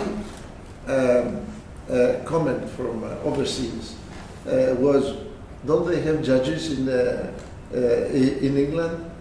Well, the referendum was at an earlier stage. The Prime Minister said we'll hold a referendum on whether we should leave Europe or not. The judges came in when it came to the legal procedures for doing it. Yep. But, yeah. All right. Well, I think let's perhaps take this on to, again, a connected subject. And I'm looking at question, perhaps we've discussed it already, question 3C and D.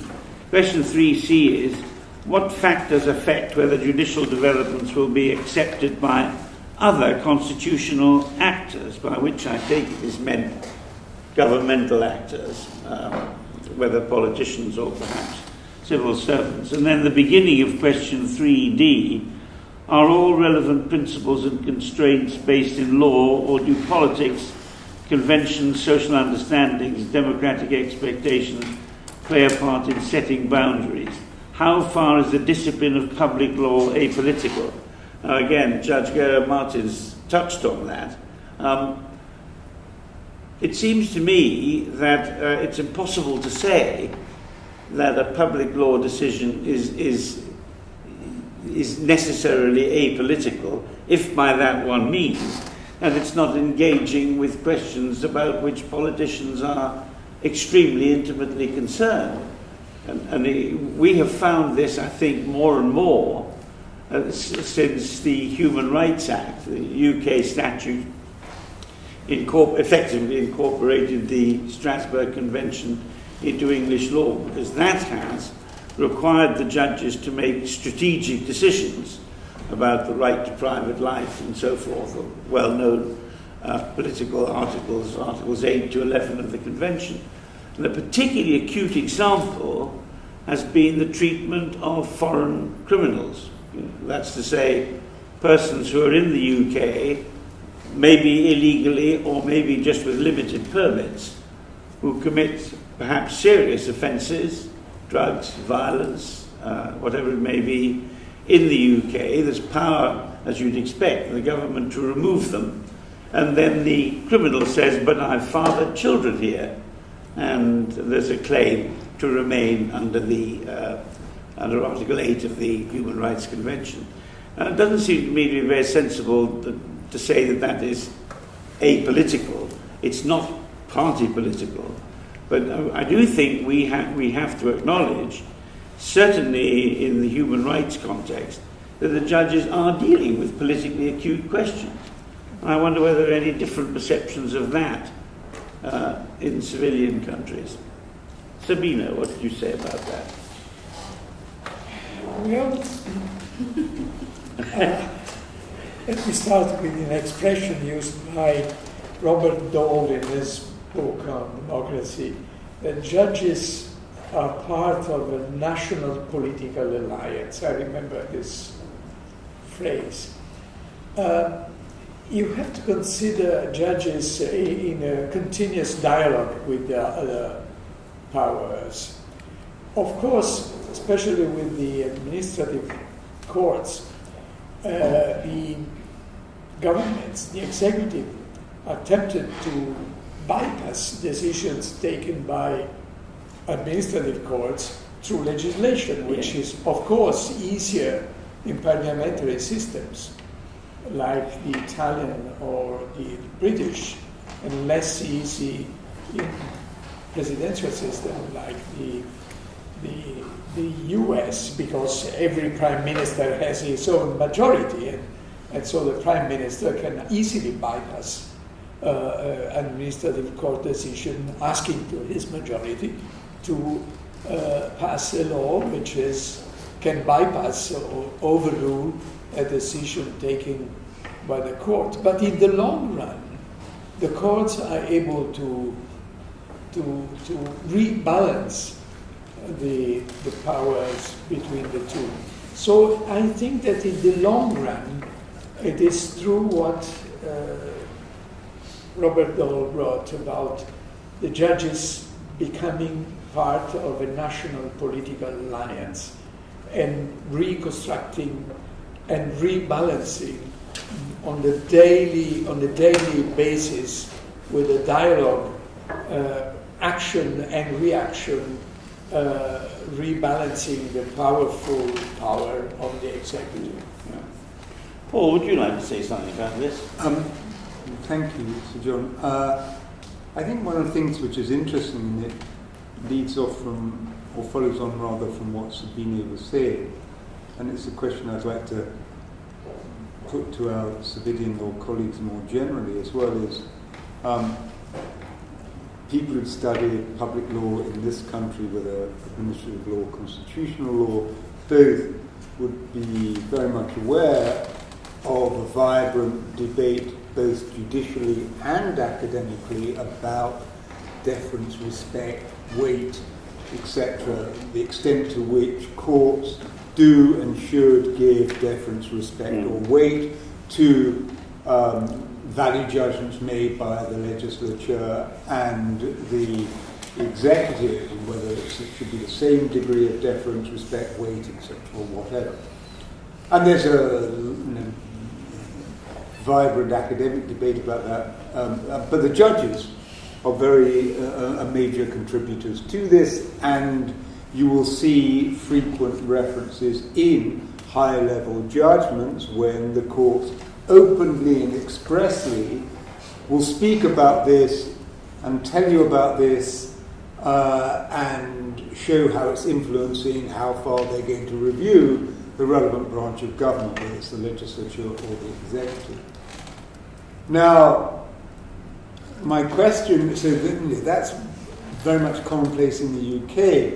My question really to our civilian law colleagues and experts is, we have a particular style of rendering judgments in the UK. It's partly that there are individual judgments and therefore multiple judgments. It's partly the judgments tend to be somewhat more discursive than in some civilian courts. But they're not trapped or they're not constrained by collegiality in the way that a single collective judgment is constrained. So my question is is this going on in your system in the deliberations, as it were? Is this something that your courts are thinking about, even if it doesn't make it onto the page of the actual judgment? Or is it something which may be going on but at a much lower level and with much less intensity? So, for example, the fact that it's going on a bit doesn't mean it's the same as the UK. So, for example, I've certainly spoken to some judges in continental legal systems, and the response I would get is that the somewhat existential angst that you get in common law systems about whether constitutional courts or the Supreme Court should be second-guessing value judgments made by legislature or executive. Certainly when I've spoken to some judges in civil law systems, it's a thing which they feel much less because they regard that as precisely the preserve of what the judge should be doing. This is a question of constitutional law. This is the very value judgment that we, the judges, should be making. It's part and parcel of our role as constitutional court judges. So, really, I'd like to hear from our civilian law colleagues, because I think it's a really interesting issue, both about presentation and about substance. The place of judicial deference.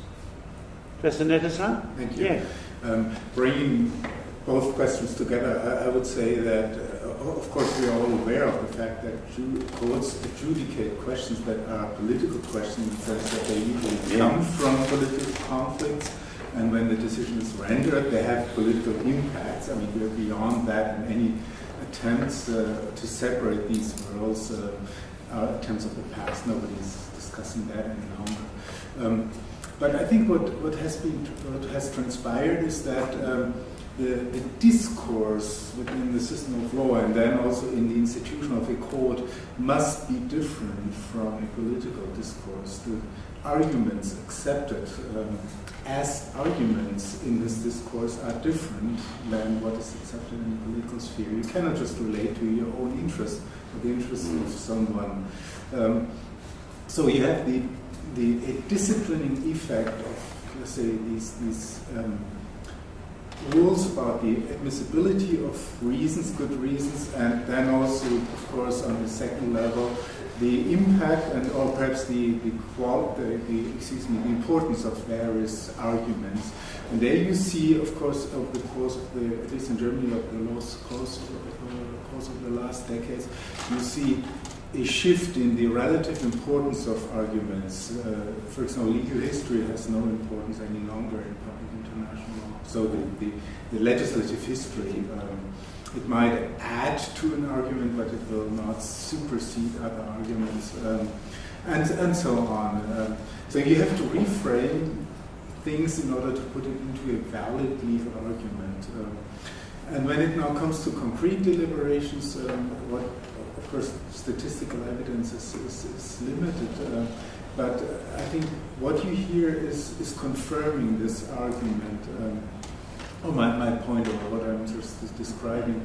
A judge, what I hear from the court in Karlsruhe, also the administrative court in Leipzig, a judge that does not accept the disciplining quality of this legal culture in which move would immediately disqualify himself or herself institutionally. That's, I think, how the thing operates, and that's why, coming back to our general discussion, why legal principles still play their role within the discourse, because of course you can frame value judgments as principle judgments, value judgments as arguments on the basis of principles, and so on. But you have to be skillful. Thank you. Professor Diez Picazo. I will tell you my own experience as a judge, almost after 10 years at the Supreme Court. And I will try not to break my duty to keep secret. Now, I think that collegiality is extremely important to understand this in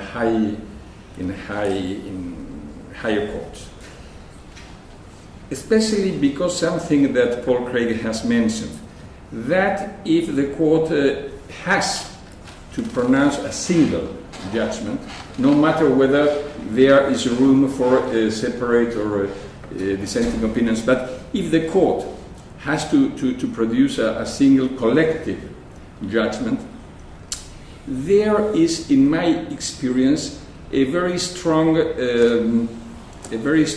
stimulus, force, incentive for consensus building. Because the text of the judgment has to be acceptable, at least for a majority of judges, and if possible, for a large number of them. So I think, and in difficult cases, that can end up in quite unreadable judgments, because consensus building has a price.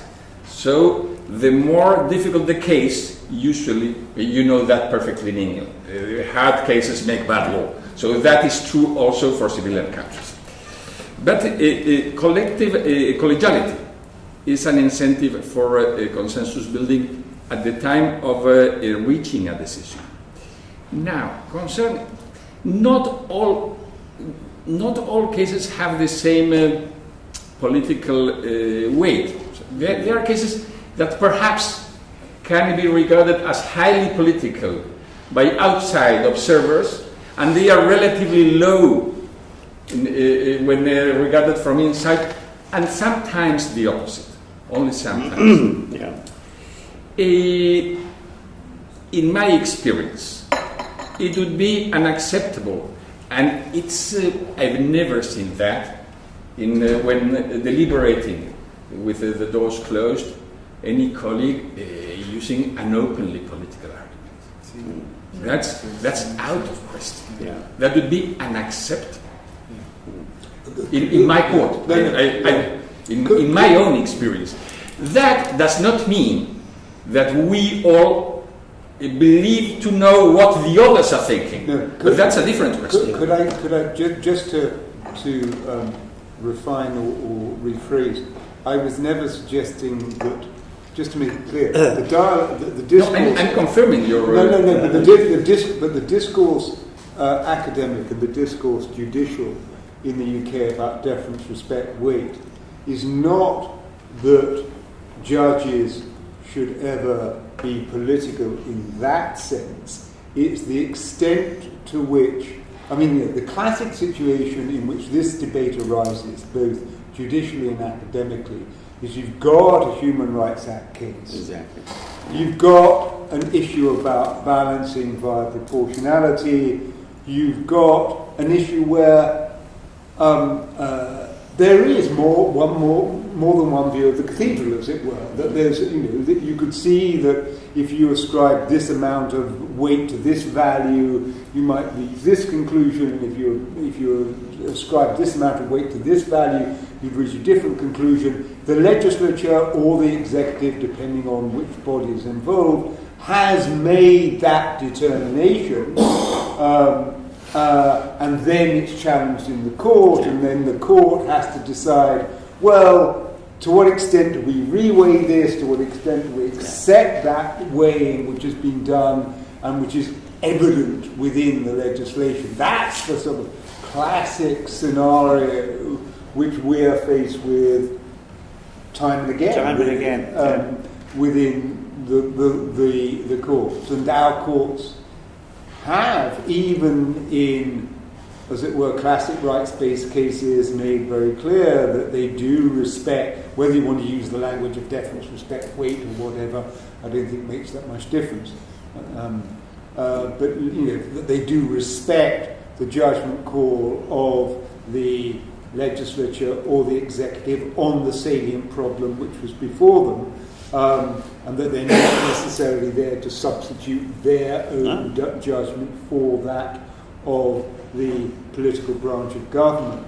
And that shapes the rights-based judgments which come out of our courts and shapes the academic discourse about those judgments. With people still taking significantly different views about how much deference, how much weight, how much respect should be accorded in those circumstances. So it's really that, I'm wondering whether you have in your deliberations behind closed doors, even when you're forming your collective judgment, and I understand entirely the constraining effect that it is a collective judgment, that therefore that necessarily constrains the extent to which any individual judge's views on this are going to have purchase. But when you're framing a collective judgment, would this be a factor that you would be taking into account in framing that judgment? So that's really... We're not very far apart, I don't think. If I may add something yes, just briefly in that respect. Two more. In my experience, the larger the number of members of the panel, the more difficult it is to find a relatively peaceful agreement. That's for clear. So it's not the same. In my court, the minimum is 5, but it can be 7. So 5 is always easier. Second, I think that when debating these things behind closed doors, perhaps the most important factor is the way each of us expects to be regarded by those that I'm speaking of judges appointed until the age of retirement, so they don't have any particular expectations for an after judicial life. But I think that a crucial factor is what I would call your intellectual or professional constituency. Those whose opinion counts for you. Yes. Well, ladies and gentlemen, I see the time. I hope that you've all found this dialogue as rich as I have. We have discussed judges as a source of public law, the creativity of judges, differences between the common law and the civilian judicial worlds. We've had some comment about changes over time in various jurisdictions, and we've spoken of constraints on judicial action, judicial independence, the influence of political factors, and deference. May I thank our keynote speakers and our panel of speakers and all of you for attending. May I thank also Wolfson College and of course the EPLO and Flogaitis for organising this very stimulating occasion. Thank you.